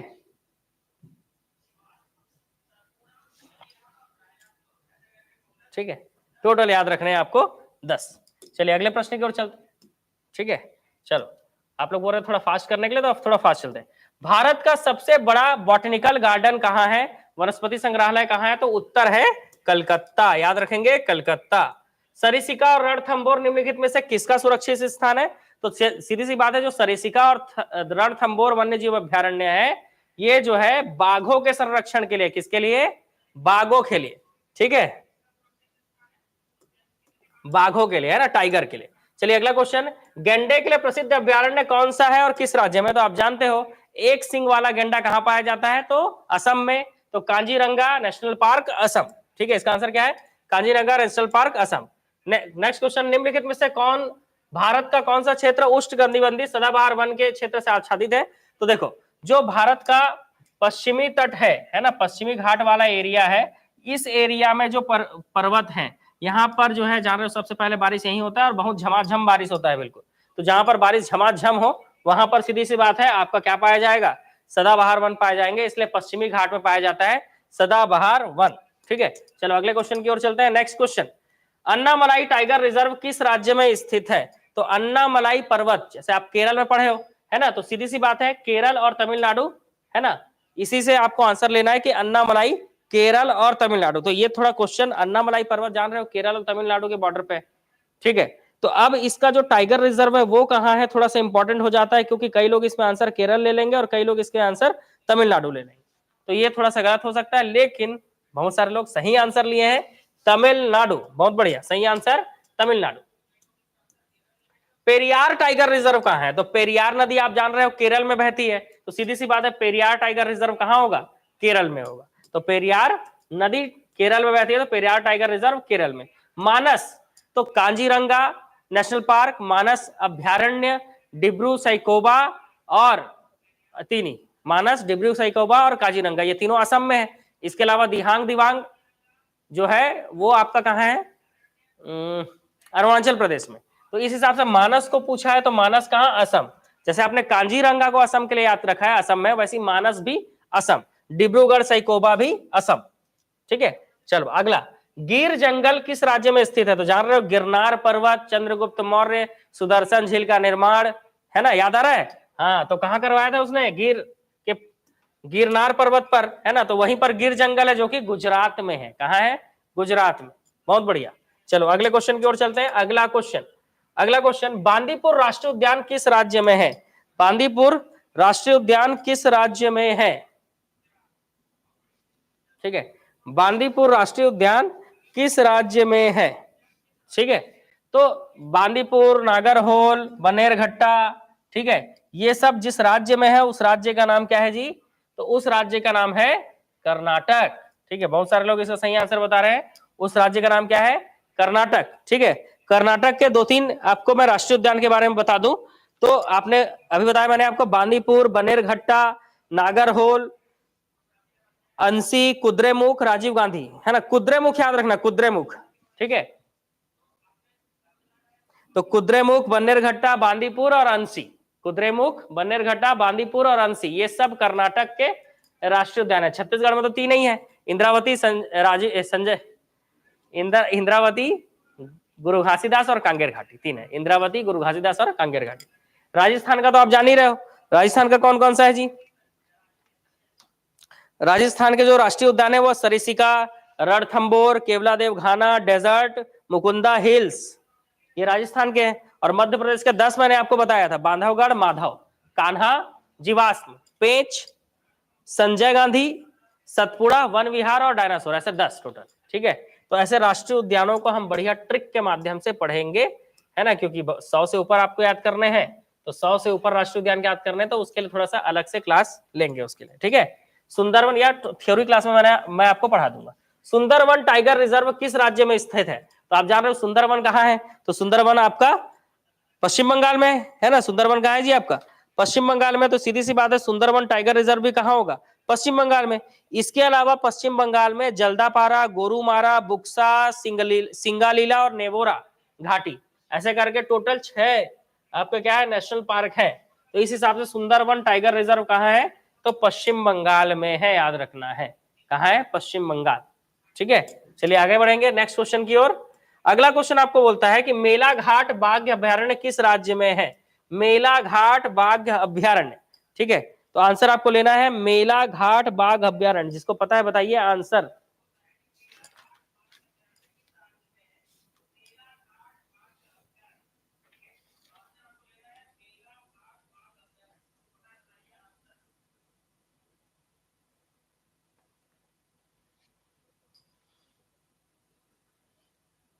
महाराष्ट्र, बहुत बढ़िया, सही आंसर, ठीक है। जितने लोग बोल रहे हो महाराष्ट्र, सही आंसर। मेलाघाट जो टाइगर रिजर्व है वो महाराष्ट्र में है, कहा है जी, महाराष्ट्र में। चलो अगले क्वेश्चन की ओर चलते हैं। दांडेली वन्य जीव अभ्यारण्य किस राज्य में स्थित है, दांडेली, किसको पूछ रहा है जी, दांडेली को पूछ रहा है। हाँ, डी, बहुत बढ़िया, डी से दांडेली, और डी से, डी ऑप्शन में क्या लगा हुआ है, कर्नाटक। तो दांडेली कहाँ है, कर्नाटक में है, चलो अच्छी बात है, ठीक है, पता है। तो अगला क्वेश्चन, कंचनजंगा राष्ट्रीय उद्यान किस राज्य में। अभी हमने एक सिंग वाले गेंडा के लिए कंचनजंगा को पढ़ा कि नहीं, अभी थोड़ी देर पहले हमने पढ़ा ना, एक सिंग वाले गेंडे के लिए कंचनजंगा को पढ़ा, बताइए। नहीं नहीं नहीं, एक सिंग वाले गेंडे के लिए हमने कांजीरंगा को पढ़ा था जी, है ना। कांजीरंगा जो है वो असम में। कंचनजंगा, कंचनजंगा जान रहे हो, भारत की सबसे ऊंची चोटी, भारत में स्थित। ऐसे तो केटू गार्विन आस्टिन है, लेकिन अगर वर्तमान भारत की सबसे ऊंची चोटी कंचनजंगा 88, इसकी ऊंचाई कितनी है बताइए, कंचनजंगा की ऊंचाई, क्योंकि माउंट एवरेस्ट का तो 8848 है।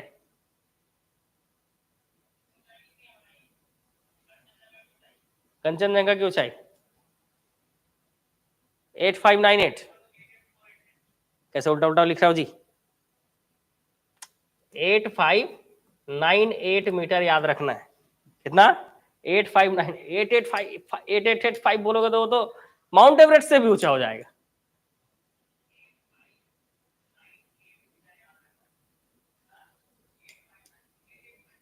हाँ, अब बताओ कंचनजंगा, ठीक है।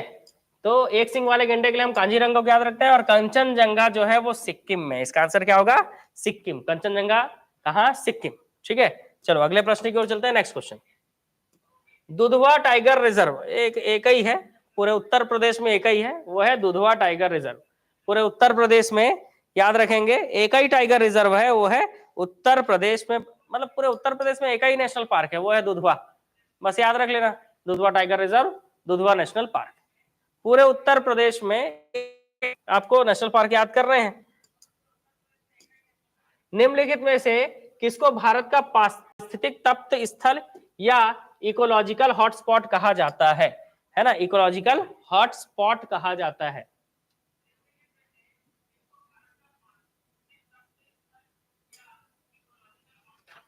बताइए किसे इकोलॉजिकल हॉटस्पॉट कहा जाता है?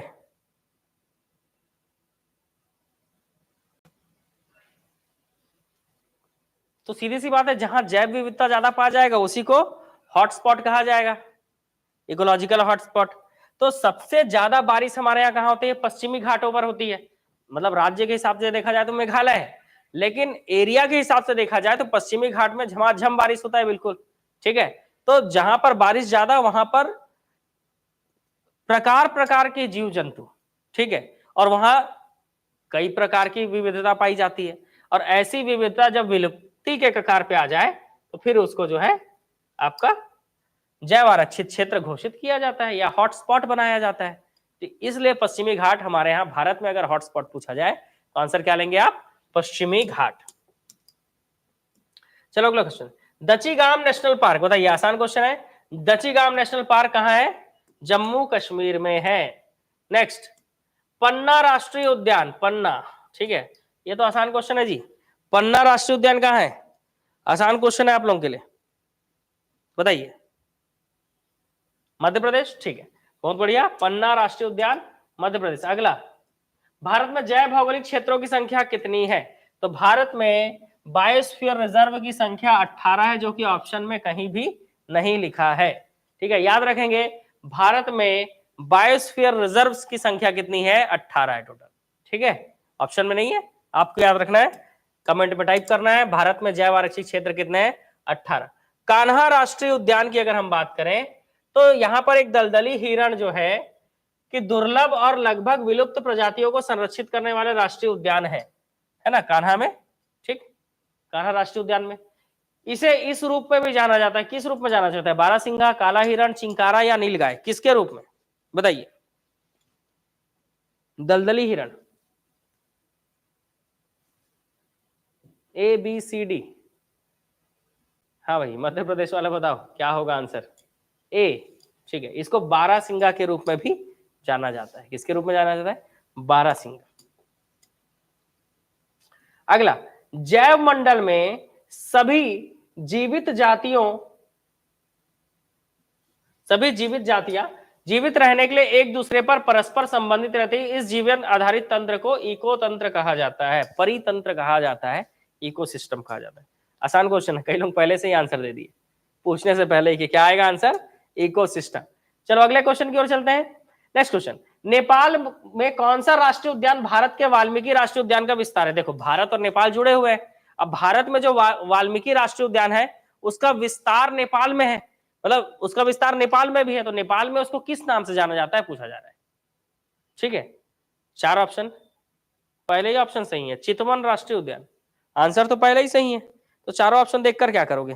वैसे चारों ऑप्शन देखोगे तो भी सही आंसर टिक मार सकते थे। देखो, बांदीपुर कर्नाटक में है, दुधवा उत्तर प्रदेश में है, जिम कार्बेट जो है उत्तराखंड में है, तो बचा क्या? चितवन। तो आंसर क्या होता है इस प्रश्न का? इस प्रश्न का उत्तर होता चितवन राष्ट्रीय उद्यान, ठीक है। तो एलिमिनेट मेथड से भी आप बना सकते थे। चलिए अगले क्वेश्चन की ओर चलते हैं। 50 क्वेश्चन हो गए, बताओ भाई, 50 क्वेश्चन हो गए आपके, 50 क्वेश्चन करने हैं, ठीक है। एक व्यक्ति ने बोला सर थोड़ा सा फास्ट चलिए करके, तो बोला बिल्कुल, सुझाव मेरे को अच्छा लग रहा है, ऐसे में तो 3-4 घंटा लग जाएगा, इसीलिए थोड़ा फास्ट फॉरवर्ड चलते हुए बिल्कुल 50 क्वेश्चन पार हो गए। अब आगे चलते हैं, बताओ, ठीक है, इसी स्पीड के साथ आगे बढ़ेंगे। 51वां क्वेश्चन, भारत में जंगली गधा कहां पाया जाते हैं? ठीक है, हाँ तो बताओ जी, कहां पाए जाते हैं जंगली गधे? ठीक है,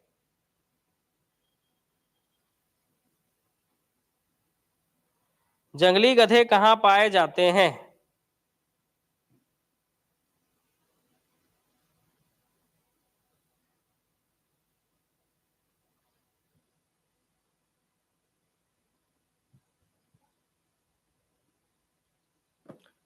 जंगली गधे असम में, पक्का? कच्छ के रण में पाए जाते हैं जी, कच्छ के रण में। भारत में जंगली गधे कहां पाए जाते हैं? कच्छ के रण में पाए जाते हैं। जिन लोग असम पढ़े हो याद कर लेना, कच्छ के रण में पाए जाते हैं, ठीक है। चलो अगला क्वेश्चन, निम्न में से कौन सा जोड़ा सही है? बताइए इसमें से कौन सा जोड़ा सही है? बांदीपुर तो कर्नाटक में है, गलत हो गया। मानस असम में है, गलत हो गया। सिमलीपाल, सिमलीपाल आपका उड़ीसा में है, तो ये भी गलत हो गया। तो बचा रणथंबोर राजस्थान, ये सही है। रणथंबोर राजस्थान, ये सही है कि रणथंबोर कहाँ है, नेशनल पार्क राजस्थान में। चलो, उड़ीसा राज्य में स्थित सिमलीपाल प्रसिद्धि है, अभी तो बनाए इसका क्वेश्चन, किस चीज का प्रसिद्धि है बताइए। उड़ीसा में जो सिमलीपाल है, उड़ीसा राज्य में जो सिमलीपाल है, उसकी प्रसिद्धि बताइए आप।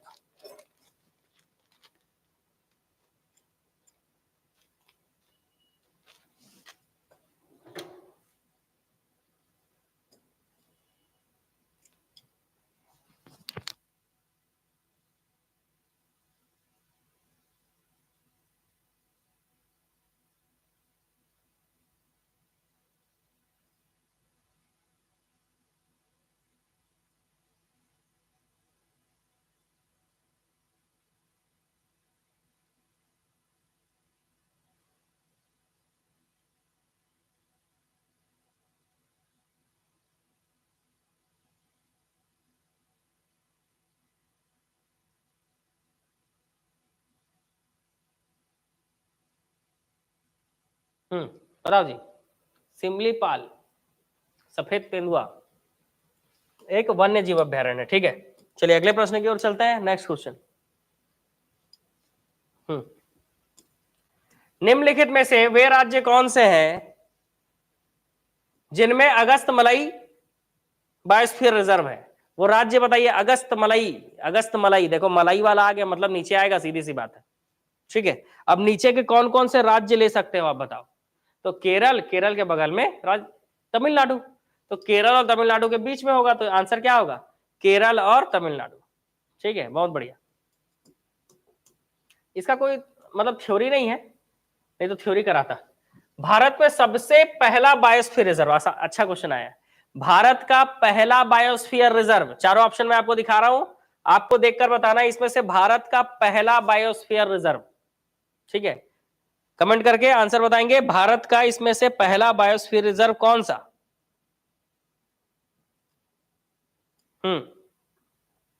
सबको बताना है जी आंसर।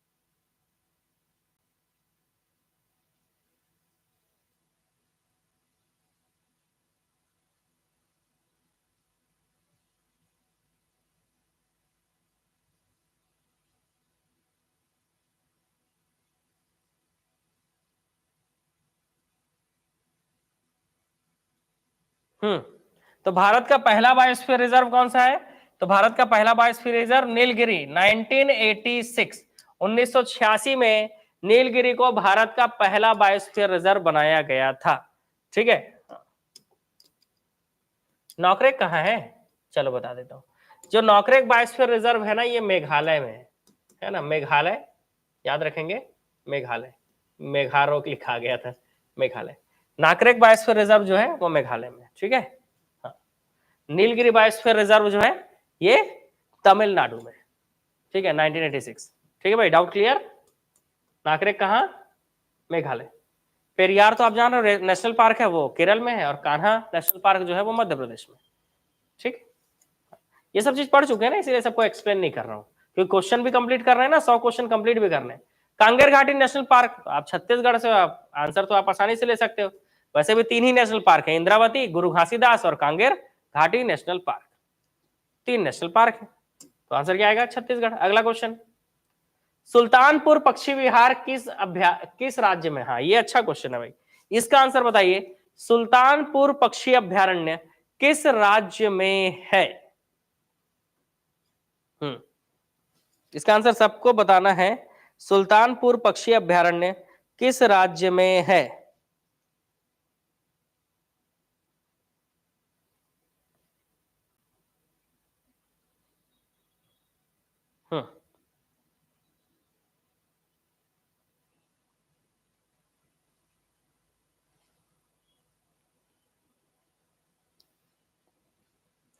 हरियाणा, बहुत बढ़िया। सुल्तानपुर पक्षी अभ्यारण्य की अगर बात करें हम, तो ये हरियाणा में, जिनको नहीं पता है याद रखेंगे, सुल्तानपुर पक्षी अभ्यारण्य हरियाणा में। अपने प्राकृतिक परिवेश में वन्य जीवों के लिए कानूनी रूप से आरक्षित क्षेत्र को क्या कहा जाता है? अगर आपके जिस जगह पे जो जानवर रहते हैं वहीं पर उनको संरक्षित किया जाए तो ऐसे जगह को क्या कहा जाता है? बताएंगे आंसर, मतलब आपके हिसाब से आंसर क्या होना चाहिए? क्योंकि यहां पर सिर्फ जानवरों की बात की गई है तो आंसर लेना आपके लिए आसान हो जाएगा। ठीक है, फिर भी कुछ लोग गलत ले रहे हैं। ठीक है, वाइल्ड लाइफ सेंचुरी, सिर्फ जानवरों की बात की जाती है, तो जानवर जहां रहते हैं वहीं पर उनको संरक्षित कर देना, ये वन्य जीव अभ्यारण्य होता है। क्या होता है? वाइल्ड लाइफ सेंचुरी होता है। क्या होता है? Wild life sanctuary. ठीक है, हाँ, इंग्लिश मीडियम वाले बोलते रह गए साइंस में। खैर, साइंस का नेक्स्ट क्वेश्चन जब भी आएगा तो उसमें मैं इंग्लिश में करके आपको उसमें करा दूंगा। ठीक है, नेक्स्ट क्वेश्चन की अगर हम बात करें तो गिर वन, तो गिर के जंगल गुजरात में है, भरतपुर राजस्थान में है, बांधवगढ़ मध्य प्रदेश में है, कांजीरंगा असम में है। एक सिंह वाला गेंडा जी, कांजीरंगा, ये कहाँ है? असम में। ठीक है, तो ये भी आसानी से आपने मिला लिया। ठीक है, चलो अगले क्वेश्चन की ओर चलते हैं। जीव मंडल आरक्षित क्षेत्रों की पहली परियोजना कौन सी थी? तो सीधी सी बात है, इसका आंसर है नीलगिरी जीव मंडल आरक्षित क्षेत्र। मतलब बायोस्फीयर, पहला बायोस्फीयर रिजर्व कौन सा बनाया गया था? तो पहला बायोस्फीयर रिजर्व नीलगिरी था। क्या था? नीलगिरी था। चलिए अगले क्वेश्चन की ओर चलते हैं। नेक्स्ट क्वेश्चन, मध्य प्रदेश का शिवपुरी नेशनल पार्क किस लिए महत्व रखता है? मध्य प्रदेश का जो शिवपुरी नेशनल पार्क है वो किस चीज के लिए अपना महत्व रखता है? बाघ और हाथी, जंगली भैंसा, पशु, तेंदुआ और चीतल, बताइए किसके लिए अपना महत्व रखता है? ठीक है, मध्य प्रदेश का शिवपुरी नेशनल पार्क जो है वो किस चीज के लिए अपना महत्व रखता है?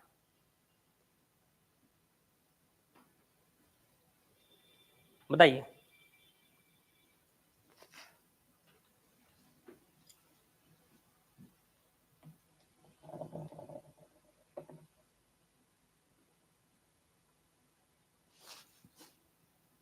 ए बी सी डी,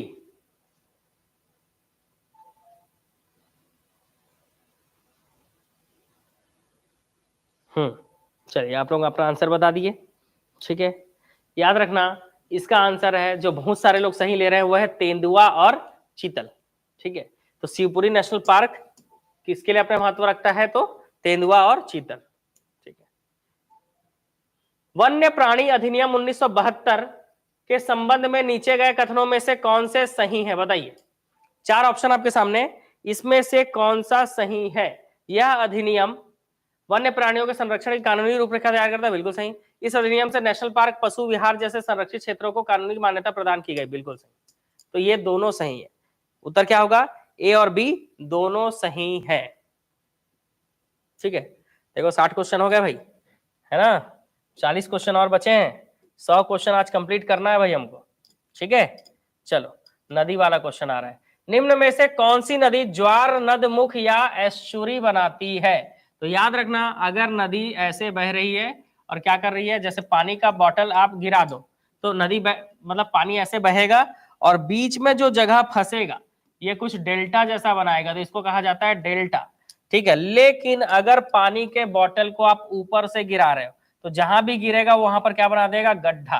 वहां पर क्या बना देगा? जैसे यहां से पानी का बॉटल ऐसे गिरा रहे हो आप, ठीक है, पानी के बॉटल से पानी क्या करो आप? ऊपर से गिराओ तो गड्ढा बना देगा। ठीक है, इसी को क्या कहा जाता है? इसी को कहा जाता है एस्चुरी। इसी को क्या कहा जाता है? एस्चुरी।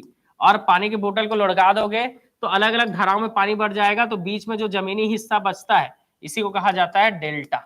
ठीक है, तो याद रखना, भारत में पश्चिम की ओर बहने वाली नदियां एस्चुरी बनाती है, जबकि पूर्व की ओर बहने वाली नदियां डेल्टा, पश्चिमी की ओर बहने वाली नदियां एस्चुरी। याद रखेंगे, पूर्व की ओर डेल्टा और पश्चिम की ओर बहने वाली नदियां एस्चुरी।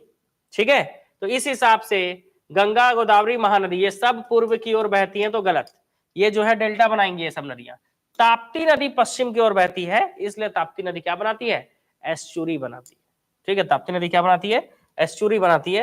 नेक्स्ट क्वेश्चन की ओर चलते हैं। निम्नलिखित कौन सा भारत के लेक डिस्ट्रिक्ट के रूप में जाना जाता है? बताओ, भारत में लेक डिस्ट्रिक्ट के रूप में कौन जाना जाता है?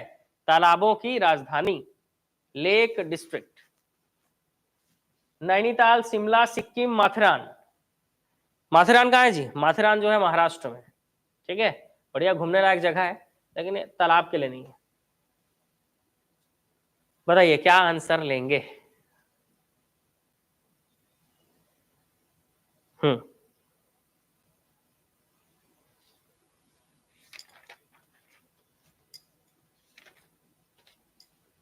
बहुत सारे लोगों का आंसर सही है। देखो इसका आंसर क्या है? नैनीताल। ठीक है, इसका आंसर क्या है? नैनीताल। तो ताल से ही समझ में आ जा रहा है, नैनीताल होगा इसका आंसर। चलिए अगला, कर्नाटक स्थित जोग जलप्रपात किस नदी पर है? तो जोग जलप्रपात, जिसको गरसोप्पा या महात्मा गांधी भी कहा जाता है, जोग, गरसोप्पा या महात्मा गांधी जलप्रपात किस नदी पर है? बताइए। बहुत बढ़िया, सही आंसर सरवती नदी। सरवती नदी पर जोग, गरसोप्पा या महात्मा गांधी जलप्रपात है। ठीक है, कर्नाटक में। आगे बढ़ेंगे, भारत की सबसे लंबी झील कौन सी है? 96 किलोमीटर लंबी है भाई, केरल में है। बताइए कौन सा झील है? 96 किलोमीटर लंबी है, केरल में है।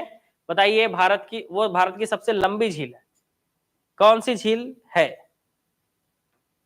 ए बी सी डी, देखते हैं क्या आंसर लेते हैं आप लोग।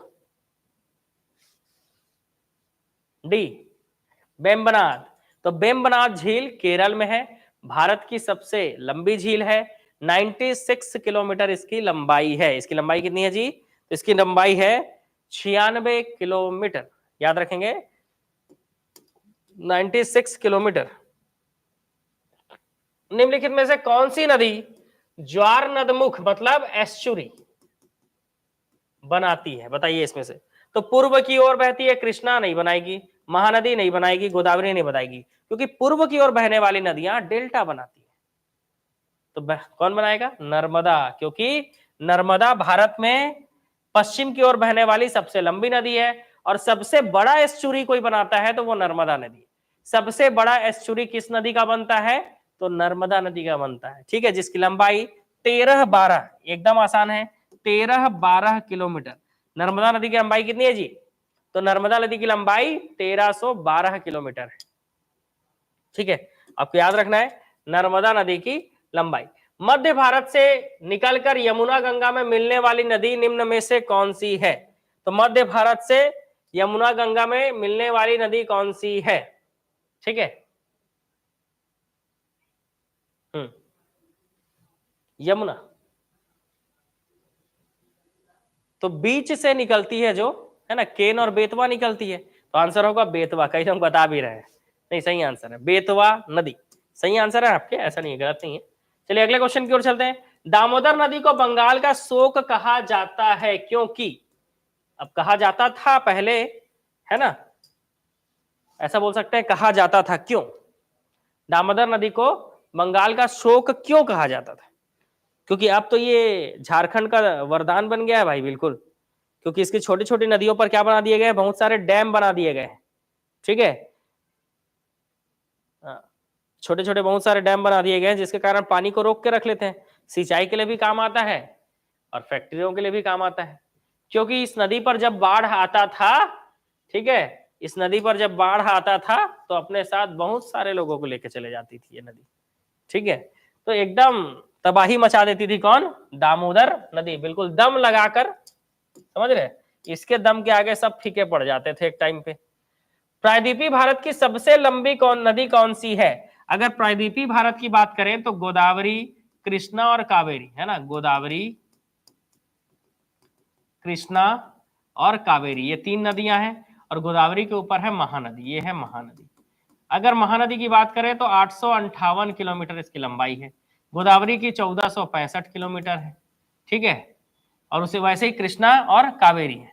ठीक, तो इस हिसाब से अगर देखा जाए तो नर्मदा नदी की लंबाई 1312 किलोमीटर है, तो इस हिसाब से सबसे लंबा गोदावरी हुआ। ठीक है, सबसे लंबा कौन सी नदी हुई? गोदावरी, क्योंकि गोदावरी नदी जो है वो 1465 किलोमीटर इसकी लंबाई है। इस हिसाब से दक्षिण भारत की सबसे लंबी नदी कौन सी हुई? गोदावरी। 1400, बाकी कृष्णा कावेरी छोटे हैं, तो 1465 किलोमीटर लंबाई के साथ दक्षिण भारत की सबसे लंबी नदी जो है वो कौन सी है? गोदावरी है। ठीक है, अब बताओ किसी को कृष्णा और कावेरी नदी का वो याद है तो क्या चीज? लंबाई। कृष्णा और कावेरी, ठीक है, गोदावरी 1465 पढ़ लिए आप, कृष्णा और कावेरी का बताइए। ठीक है, गोदावरी कृष्णा कावेरी है ना, आप जब पढ़ते हो ना इसको ऐसे बनाते हो ना जी, ऐसे। ये हो गया गोदावरी नदी, ठीक है, उसके बाद ये हो गया कृष्णा नदी, और ये हो गया क्या? कावेरी नदी। तो गोदावरी कृष्णा कावेरी, गोदावरी आप 1465 किलोमीटर लंबाई, कृष्णा कितना? 1400, बहुत बढ़िया।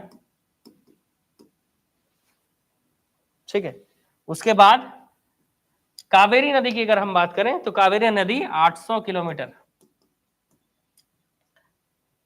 ठीक है, हाँ, ठीक। तो ऐसे आपको राउंड फिगर आपको याद रखना है। इस हिसाब से गोदावरी सबसे लंबी नदी होगी, महानदी 858 है और नर्मदा 1312 है। इस हिसाब से गोदावरी सबसे लंबी नदी होगी। नेक्स्ट, अलकनंदा और भागीरथी नदियों के संगम पर कौन सा है, क्या है? ठीक है, तो अलकनंदा और भागीरथी, ठीक है, तो ये है अलकनंदा नदी, ठीक है, और इस तरफ से आ रही है भागीरथी नदी। दोनों के संगम पर क्या है भाई? ठीक है, ये पूछा जा रहा है आपसे, अलकनंदा और भागीरथी के संगम पर आपसे पूछा जा रहा है कि क्या है।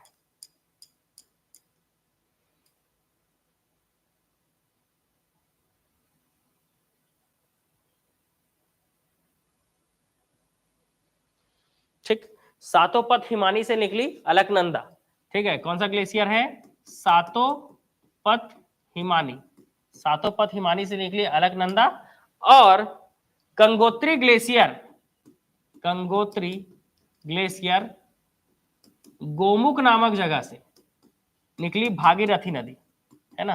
ये कौन सी नदी है? ये नदी का नाम है भागीरथी। इस नदी का नाम क्या है? भागीरथी। और ये कौन सी नदी है? ये नदी जो है ये क्या है? ये है अलकनंदा। ये दोनों जहां पर जाकर मिलते हैं इसके संगम को क्या कहा जाता है? ठीक है, क्या कहा जाता है? देवप्रयाग। बहुत बढ़िया, सही आंसर। इसको कहा जाता है देवप्रयाग। ठीक है, अब मैं आपको इसका पूरा संगम याद करा देता हूं, ठीक है। ठीक, हाँ, तो याद रखना, संगम आपको यहीं से याद करा देता हूं। इधर से आएगी धौली गंगा नदी। कौन सी नदी आएगी? धौली गंगा, ठीक है, धौली गंगा। तो याद रखेंगे ए से अलकनंदा और डी से धौली गंगा गंगा, ठीक है, ए से अलकनंदा और डी से धौली गंगा आपको याद रखना है। ठीक है, ए से अलकनंदा और डी से धौली गंगा आप याद रखिएगा। कोड बता रहा हूं आपको, कोड। ठीक है, ये अलकनंदा हुई, ये कौन सी नदी हुई? ये अलकनंदा नदी, ठीक है, और इस तरफ से आगे आपका क्या? धौली गंगा नदी। तो अलकनंदा और धौली गंगा जो है इसके संगम पर विष्णु प्रयाग है।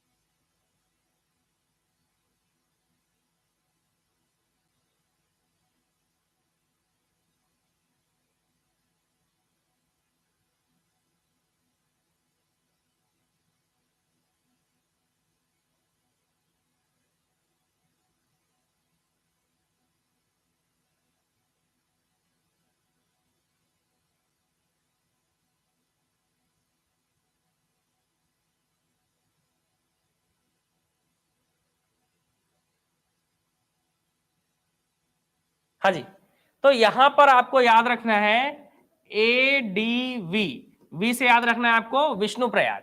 ठीक है, अलकनंदा और धौलीगंगा के संगम पर विष्णु प्रयाग है। वैसे ही अलकनंदा फिर आगे बढ़ रही है, आएगी पिंडार नदी। कौन सी नदी? पिंडार नदी। तो ए पी के याद रखना है, यहां पर क्या याद रखना है? के से याद रखना है कर्ण प्रयाग, है ना। तो ए पी के, है ना, पी के वैसे नहीं आना है, लेकिन आपको जो है यहाँ पर के से कर्ण प्रयाग याद रखना है ना, ठीक है। तो पीके मूवी देखे हो ना आप, ए पी के। चलो अगला आगे बढ़ेंगे, ठीक है। पिंडार नदी के बाद आपकी आएगी मंदाकिनी नदी। कौन सी नदी? मंदाकिनी नदी। तो अलकनंदा ही आगे बढ़ रही है, मंदाकिनी नदी एम, और यहां पर आएगा आर। तो ए एम आर मतलब ए मिस्टर से आप याद रख सकते हो रुद्रप्रयाग। तो ऐसे करके आपको कोड याद रखने हैं। अलकनंदा और धौलीगंगा विष्णु प्रयाग, है ना। अलकनंदा और धौलीगंगा विष्णु प्रयाग, अलकनंदा और पिंडार नदी, अलकनंदा और पिंडार नदी कर्ण प्रयाग, अलकनंदा और मंदाकिनी नदी रुद्रप्रयाग। तो एडीबी या डीएबी भी याद रख सकते हो, डीएबी, एपीके, ए मिस्टर करके, ए एम आर करके याद रख सकते हो। और लास्ट में अलकनंदा किससे मिल रही है? तो अलकनंदा ये बी से मिल रही है, तो ए बी और क्या बन रहा है? डी, देवप्रयाग बन रहा है। तो ये हो गया ए बी डी। इसी का क्वेश्चन था कि अलकनंदा और भागीरथी मतलब ए और बी मिल जाएंगे तो क्या बन जाएगा? डी बन जाएगा, देवप्रयाग बनेगा। ठीक है, ठीक है, हाँ, याद रखना है इस चीज को। ठीक, तो काफी मतलब समस्या झेलना पड़ता है लोगों को इसको खास करके लेकर। तो ये धौलीगंगा, पिंडार और मंदाकिनी, ठीक है। तो कोड है ना, देखो, डीएवी, एपीके, ए मिस्टर, एबीडी या ए बीडू ऐसा करके भी याद रख सकते हो, ए बीडू करके याद रख सकते हो, एबीडी, ठीक है। तो अलकनंदा, भागीरथी और देवप्रयाग, अलकनंदा, भागीरथी और देवप्रयाग, ठीक है। हाँ, तो ये जो है आपको इतना याद रखना है। सातों पथ हिमानी से निकली अलकनंदा और गंगोत्री ग्लेशियर के गोमुख से निकली भागीरथी। इसमें एक चीज जो आपको याद रखना है वो ये याद रखना है कि इसी भागीरथी नदी पर टिहरी बांध है। कौन सा बांध है? टिहरी बांध है। टिहरी बांध किस नदी पर है? तो भागीरथी नदी पर है, जो कि भारत का सबसे ऊंचा बांध है, 260 मीटर ऊंचाई है, याद रखेंगे। इसी टिहरी बांध को भारत का सबसे ऊंचा बांध कहा जाता है। यह टिहरी बांध भागीरथी नदी पर है। यह टिहरी बांध किस नदी पर है? तो टिहरी बांध भागीरथी नदी पर है, 260 मीटर की ऊंचाई के साथ भारत की सबसे ऊंचा बांध है। लेकिन अगर पूछा जाए कि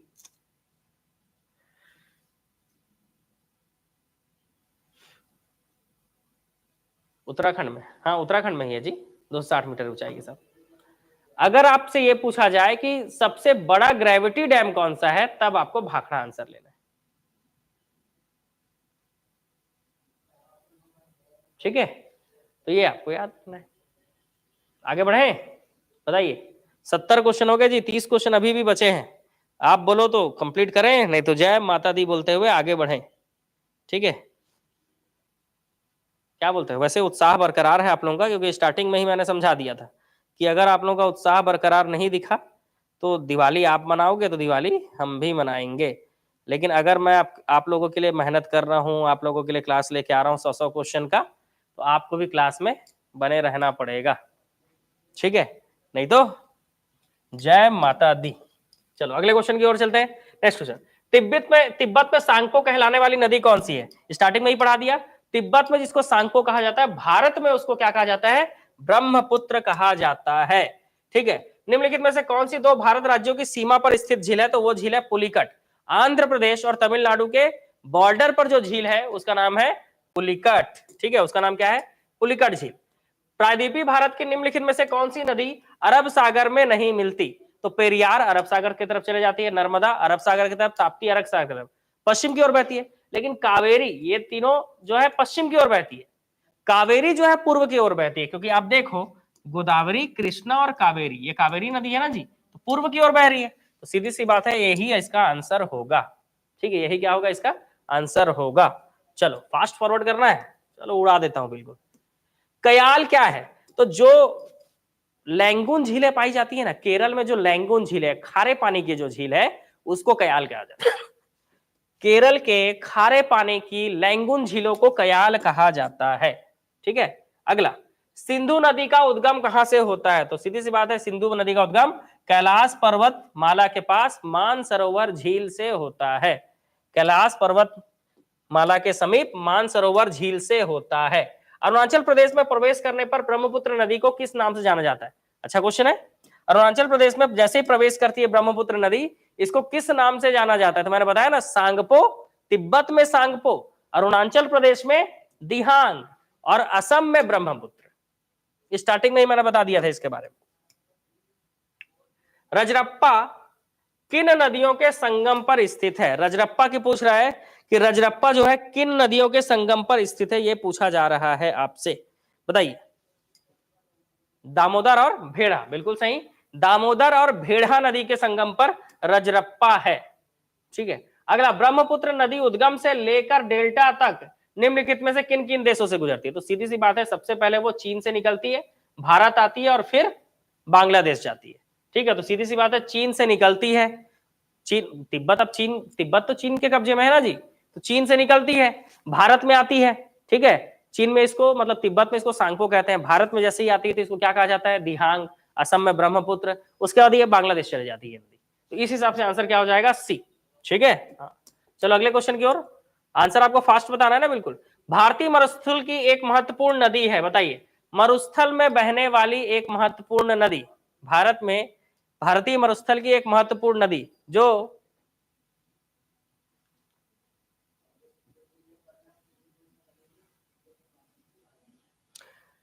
जो जमीन से निकलकर जमीन में ही विलीन हो जाती है ना, मतलब अरावली पर्वतमाला से निकलती है और कच्छ के रण में कहीं खो जाती है। इस नदी का नाम क्या है? इस नदी का नाम है लूनी नदी। इस नदी का नाम क्या है? लूनी नदी। चलो, लोकटक क्या है भाई? तो कई बार आपको पढ़ा चुका हूं, लोकटक एक झील है जो कि मणिपुर में है, और इस झील पर विश्व का एकमात्र तैरता हुआ गार्डन या नेशनल पार्क, जिसको हम किबुल लामजाओ कहते हैं, किबुल लामजाओ नेशनल पार्क लोकटक झील में है, जो कि पूरे विश्व का एकमात्र तैरता हुआ गार्डन है, और ये गार्डन मणिपुर में है। ठीक है, कहां है? मणिपुर में। ठीक है, अगला क्वेश्चन, सिंधु नदी की एक सहायक नदी जो हिमाचल प्रदेश से होकर बहती है।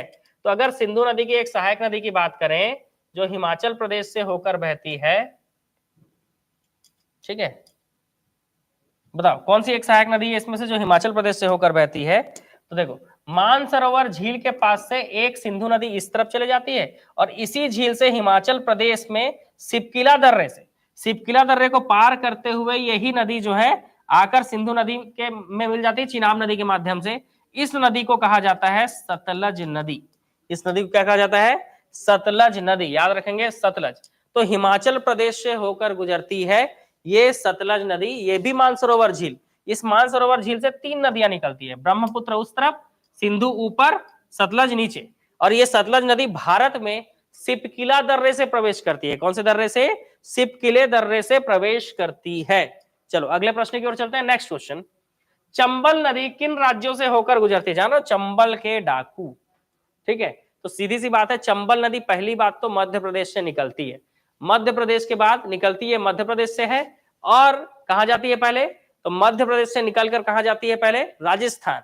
क्योंकि अगर चंबल नदी की हम बात करें तो चंबल नदी, ठीक है, इसका मैप बनाना जरूरी है जी चंबल नदी के लिए।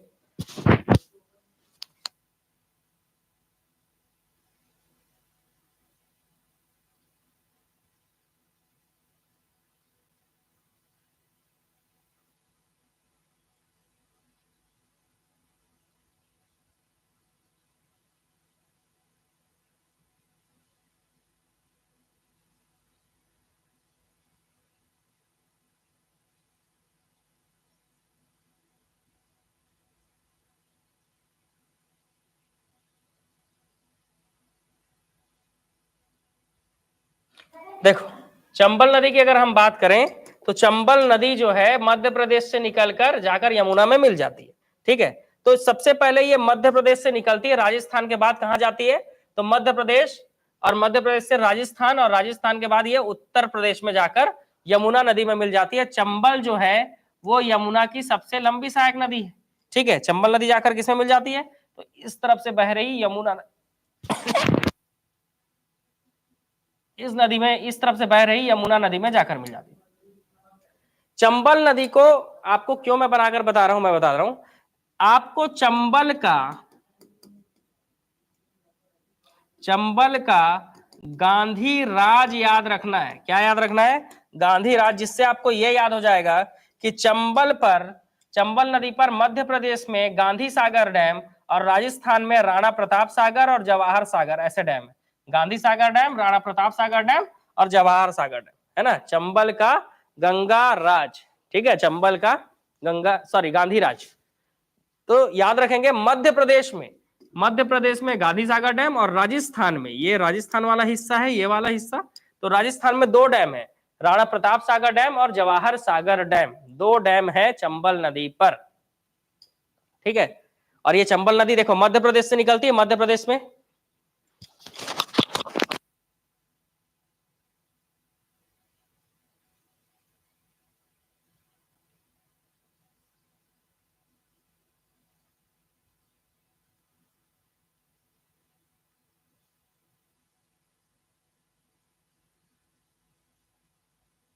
ठीक है। तो चंबल का क्या याद रखना है आपको चंबल का याद रखना है, क्या राज, कौन सा राज जी? गांधी राज, जिससे आपको याद रहेगा कि चंबल पर कौन कौन से डैम है। तो चंबल पर 3 डैम है, गांधी सागर, जवाहर सागर और राणा प्रताप सागर डैम, ठीक है।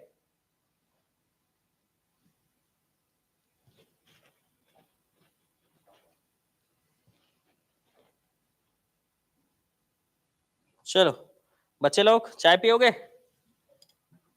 चाय पियोगे तो ये लो भाई, मेरे तो आ गया, आप लोग भी पियोगे तो पी सकते हो चाय, कोई दिक्कत नहीं है, ठीक है। तो गरम गरम चाय, और अपन लोग जो है क्वेश्चन में हाँ खत्म करने की ओर हैं, बिल्कुल हो जाएगा खत्म जल्दी। हाँ, तो मैं बात कर रहा था चंबल नदी की, ठीक है। तो चंबल जो है अपने महाखड्ड के कारण, मतलब अपने विहड़ क्षेत्र के कारण प्रसिद्ध है भाई, ठीक है। पी लिए हो चाय? ठीक, चलो अच्छी बात है, पी लिए हो तो।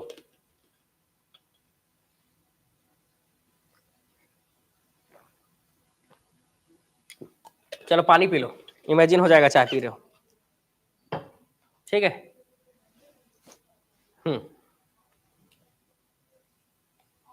उत्तर प्रदेश, ठीक है, मध्य प्रदेश, राजस्थान और उत्तर प्रदेश। मध्य प्रदेश से निकलती है जानापाव की पहाड़ी से चंबल नदी, ठीक है। मध्य प्रदेश में जानापाव की पहाड़ी से निकलती है, उसके बाद Gandhi Sagar dam, Rana Pratap Sagar dam, Jawahar Sagar dam और जाकर यमुना नदी में मिल जाती है, ठीक है। तो आपको यह बताना है कि चंबल नदी की लंबाई कितनी है, और इसके साथ साथ आपको यह बताना है कि यमुना नदी की लंबाई कितनी है। चंबल के साथ साथ यमुना नदी की लंबाई कितनी है, बताओ जी।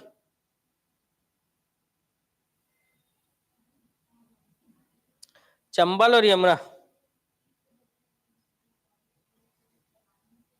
चंबल नदी और यमुना नदी की लंबाई,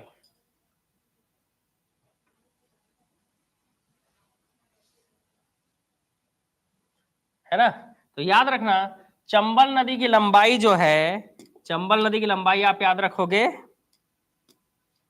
965 किलोमीटर चंबल की लंबाई है, और यमुना की लंबाई 1365, ये आपको याद रखना है। 965 चंबल और यमुना 1365, ठीक है।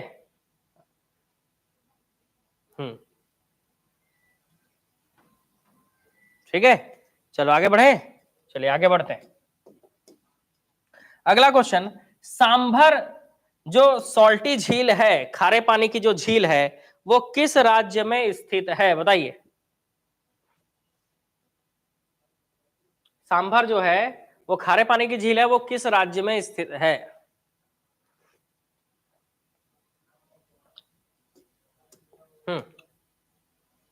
राजस्थान, ठीक है, सही आंसर है। सांभर जो है वो राजस्थान। चलो, भारत के किस राज्य में खारे पानी की सबसे बड़ी झील है? अच्छा क्वेश्चन है। भारत के किस राज्य में खारे पानी की सबसे बड़ी झील है? उड़ीसा, ठीक है, कौन सी झील, नाम बताइए, कमेंट कीजिए तो। कौन सी झील है उड़ीसा में, भारत के खारे पानी की सबसे बड़ी झील, बताइए।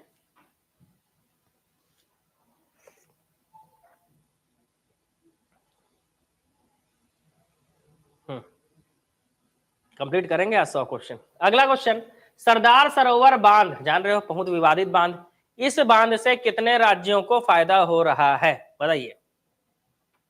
इस बांध से कितने राज्यों को फायदा हो रहा है? गुजरात को तो होगा ही, उसके साथ साथ किसको किसको होगा?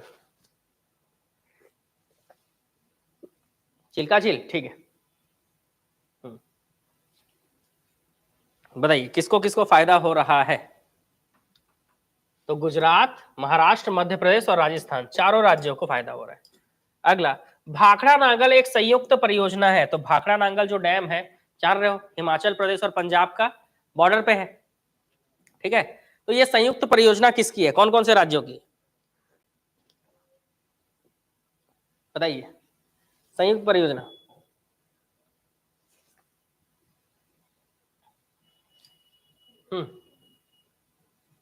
हरियाणा, पंजाब और हिमाचल प्रदेश, ठीक है। हरियाणा, पंजाब और हिमाचल प्रदेश से क्या होगा इसका आंसर? हरियाणा, पंजाब और हिमाचल प्रदेश। लेकिन भाखड़ा नांगल डैम से हिमाचल प्रदेश को क्या लेना देना है? तो ये नहीं होगा, सी तो गलत है, क्योंकि भाखड़ा नांगल डैम को बनाया गया है एक और उद्देश्य से। थोड़ा सा आंसर पलटना पड़ेगा आपको, सी नहीं है, ठीक है। सी इसका उत्तर नहीं है।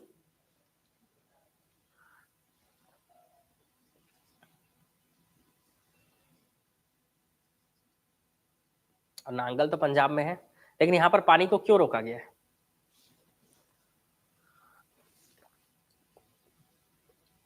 संयुक्त परियोजना, भाखड़ा नांगल एक संयुक्त परियोजना।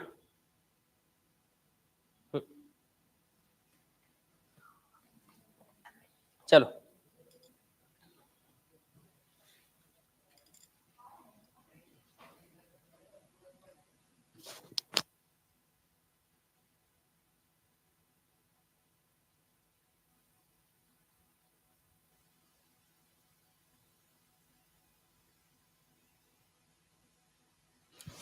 ठीक है। तो यहां पर आप कंफ्यूज हो सकते हो कि हिमाचल प्रदेश और पंजाब के बॉर्डर पर है भाखड़ा और उसके नीचे नांगल, ठीक है। तो बहुत सारे लोग इसका आंसर क्या ले लेंगे, हिमाचल प्रदेश, हरियाणा और पंजाब, जो कि गलत हो जाएगा, ठीक है। इसका सही उत्तर है हरियाणा, पंजाब और राजस्थान, क्योंकि मेन राजस्थान में जो थार का मरुस्थल है उसमें पहले सिंचाई होना चाहिए, है ना। इसलिए हरियाणा, पंजाब और राजस्थान का ये संयुक्त उपक्रम है भाखड़ा नांगल, क्योंकि भाखड़ा नांगल एशिया का दूसरा सबसे ऊंचा बांध है, जो कि पंजाब और हिमाचल प्रदेश के बॉर्डर पे है। इस बांध की ऊंचाई 226 मीटर और लंबाई 518 मीटर है, जो कि पंजाब, हरियाणा और राजस्थान राज्यों का संयुक्त उपक्रम है, ठीक है। इस चीज को याद रखिएगा, थोड़ा बाउंसर क्वेश्चन है, हर कोई इसका आंसर सी लेगा, लेकिन सी नहीं है, इसका आंसर ए है, ठीक है। बिल्कुल हिमाचल प्रदेश में है, लेकिन आंसर वो नहीं आएगा।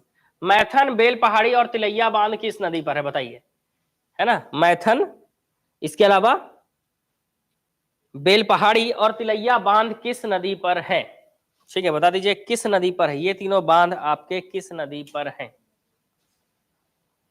दामोदर, सोच लो भाई, दामोदर की उसकी सहायक नदी,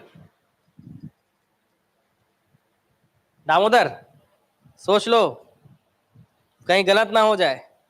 टेक्स्ट बुक के मुताबिक भाखड़ा नांगल बांध एशिया का दूसरा सबसे ऊंचा बांध है।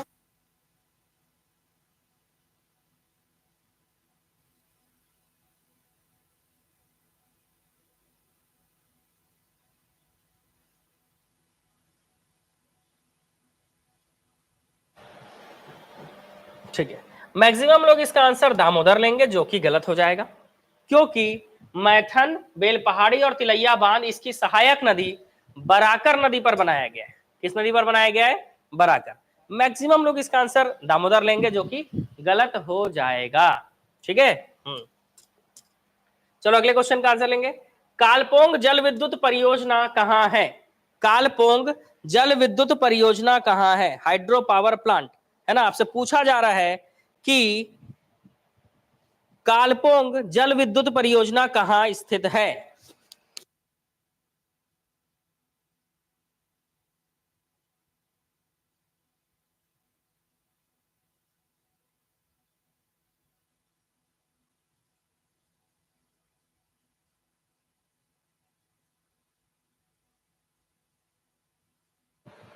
बहुत मुश्किल है इसका आंसर ले पाना, क्योंकि बिल्कुल हटके क्वेश्चन है, बिल्कुल हटके क्वेश्चन है। कालपोंग डैम, मेरे को नहीं लगता कि शायद मतलब कोई सही कर पाएगा इसका उत्तर। याद रखेंगे, कालपोंग जल विद्युत परियोजना जो है वो अंडमान निकोबार द्वीप समूह में स्थित है। ठीक है, कहां स्थित है? अंडमान निकोबार द्वीप समूह। पोंग बांध किस नदी पर बनाया गया है? आसान क्वेश्चन। पोंग बांध किस नदी पर बनाया गया है, बताइए। पोंग डैम, है ना, पोंग बांध किस नदी पर बनाया गया है? ठीक है, अब सतलज नदी पर तो भाखड़ा, नांगल, हरिके बैराज है ना। रावी नदी पर रणजीत सागर, चिराब नदी पर बगलीहार और दुलहस्ती, तो बच गया व्यास। व्यास नदी पर पोंग बांध है, व्यास नदी पर पोंग बांध है। ठीक है, कैसे रावी बोल रहे हो जी? पोंग बांध तो व्यास नदी पर है ना, कैसे रावी बोल रहे हो? व्यास नदी पर है पोंग डैम। ठीक है, हाँ, रावी पर जो डैम है वो थीन सागर डैम है, जिसको रणजीत सागर कहते हैं। रावी नदी पर रणजीत सागर है। चिनाब नदी पर बगलीहार, दुलहस्ती, सलाल, तीन है, बगलीहार, दुलहस्ती, सलाल। सतलज नदी पर भाखड़ा, नांगल, हरिके बैराज, है ना।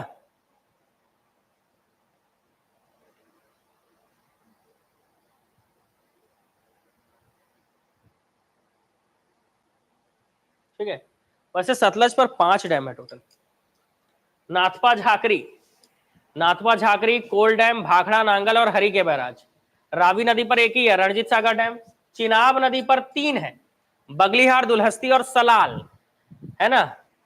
और इसके ऊपर सबसे ऊपर सिंधु नदी, निम्बो, बाजगो और चुटकी, ऐसे करके याद रखना। ठीक है, चलिए आगे बढ़ते हैं अगले क्वेश्चन की ओर। मीठे पानी की कल्पसर परियोजना कहाँ अवस्थित है ना। ये मीठा पानी रोकने की कल्पसर परियोजना कहाँ अवस्थित है? सारी नदियों का पानी जो है गुजरात में क्या होता है, सारी नदियां गुजरात में अगर अपना तट मतलब अपना मुहाना बनाती है, तो सारी नदियां जो है क्या हो जाती है, समुद्र में मिल जाती है, तो पानी खारा हो जाता है। उस पानी को बचाने के लिए कल्पसर परियोजना बनाया जा रहा है। ठीक है, बहुत बड़ा परियोजना है और इससे पूरे गुजरात को मीठा पानी मिल जाएगा। ठीक है, तो ये हो जाएगा क्या आंसर? गुजरात। ठीक है, मीठे पानी की कल्पसर परियोजना कहां है भाई? गुजरात में अवस्थित है। दक्षिण भारत में सिंचाई व्यवस्था का अग्रदूत किसे कहा जाता है? दक्षिण भारत में सिंचाई व्यवस्था का अग्रदूत किसे कहा जाता है, बताइए। कॉटन स्मिथ, ब्लेन स्मिथ, बहुत सारे नाम है भाई। दक्षिण भारत में लगभग लगभग हम लोग पहुंच रहे हैं भाई। आर्थर कॉटन, बहुत बढ़िया सर। आर्थर कॉटन को दक्षिण भारत में सिंचाई व्यवस्था का अग्रदूत कहा जाता है। चलो अगला क्वेश्चन। इंदिरा गांधी नहर का उद्गम कहां से होता है? तो देखो, सतलज नदी बह रही है और ये व्यास नदी आ रही है। सतलज पर नाथपा झाकरी, सॉरी, हाँ, कोल डैम, भाखड़ा, नांगल और हरि के बैराज। ये क्या है? ये है हरि के बैराज।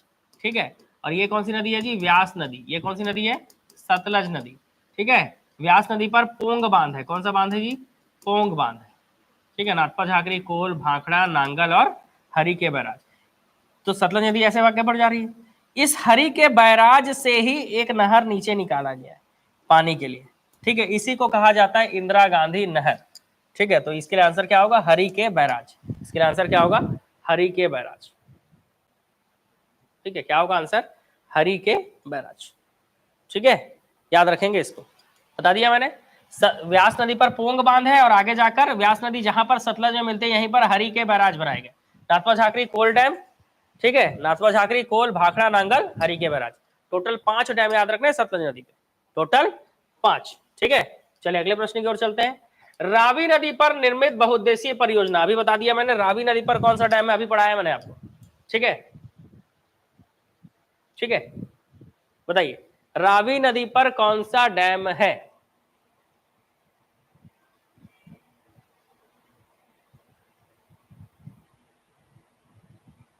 कितना याद है?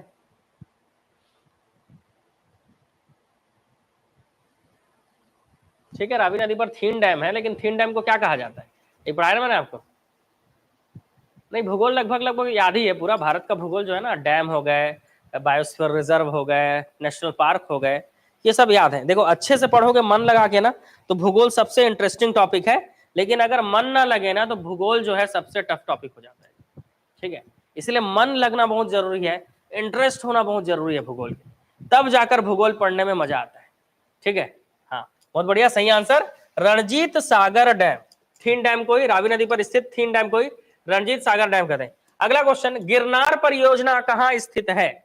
गिरनार परियोजना कहां स्थित है बताइए। ठीक है, बताइए गिरनार परियोजना कहां स्थित है? चलो बहुत बढ़िया, आज भी हमने आपके सहयोग से क्या कर लिया, आपके सहयोग से आज भी हमने 100 क्वेश्चन कंप्लीट कर लिया। बहुत बढ़िया, सही आंसर, बहुत सारी परियोजनाएं हैं, महाराष्ट्र में है गिरना परियोजना, गिरनार नहीं है, ये गिरना है, याद रखना, गिरनार नहीं, क्योंकि गिरनार गुजरात में है, ये सिर्फ गिरना लिखा हुआ है। क्वेश्चन घुमाने के लिए आपको पूछ सकता है, ठीक है, क्वेश्चन घुमाने के लिए आपको पूछ सकता है, महाराष्ट्र याद रखिएगा, गिरना है ना सिर्फ। निम्नलिखित बांधों और राज्यों में से कौन सा सम्मिलित नहीं है? हीराकुंड उड़ीसा में है, बताइए, हीराकुंड उड़ीसा में है?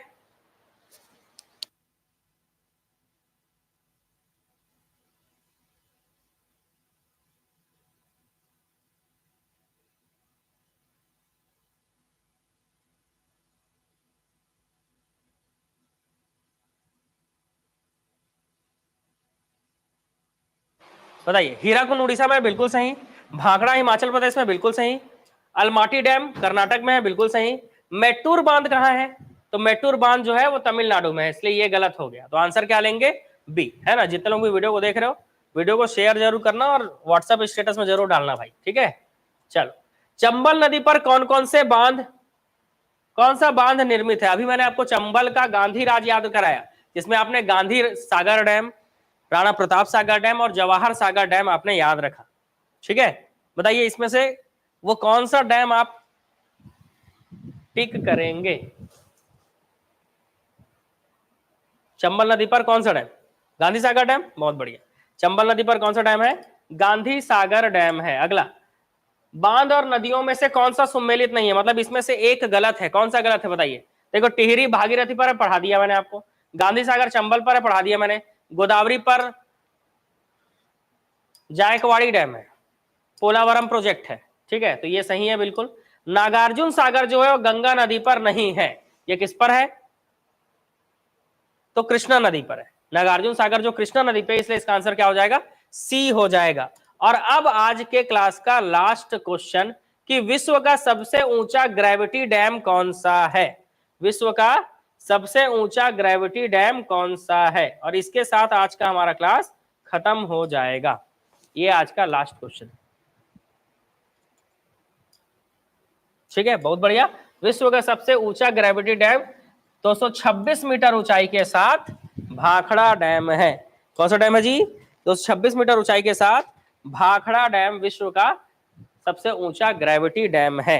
तो धन्यवाद आप सभी का क्लास में बने रहने के लिए लास्ट तक। अगर आप बने नहीं रहते तो 100 क्वेश्चन शायद ही हो पाते। कल फिर मैं आपके लिए 100 क्वेश्चन लेके आऊंगा और लास्ट तक आपको बने रहना पड़ेगा। अगर आप लास्ट तक नहीं बने रहोगे तो फिर मुश्किल है, ठीक है।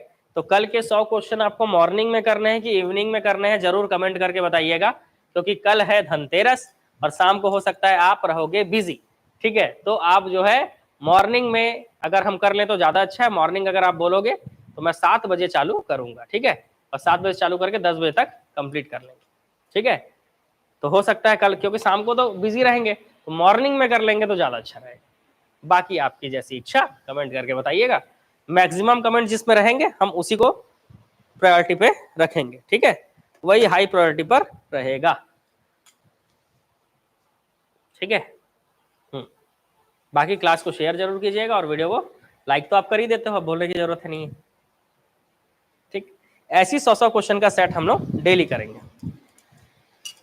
और एग्जाम में जब सिलेक्शन हो जाए तो मेरे को मैसेज करके जरूर बताना भाई, है ना। ऐसा नहीं कि बस पढ़ लिए और जब सिलेक्शन हुआ तो पीठ दिखाकर भाग गए, तो ऐसा गद्दारी मत करना भाई, ठीक है ना, गद्दारी नहीं करना है किसी को भी। हैप्पी दिवाली, हम तो दिवाली के दिन भी मिलेंगे आपसे, ठीक है। हाँ,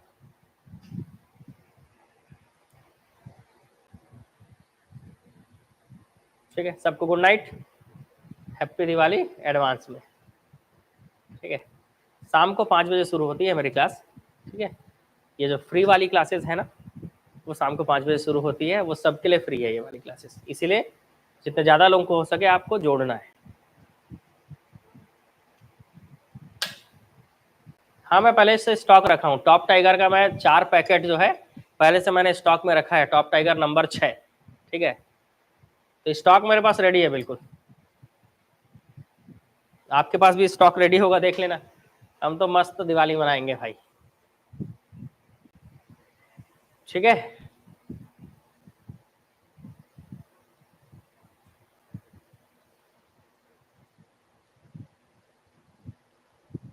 गुड नाइट सबको, गुड नाइट।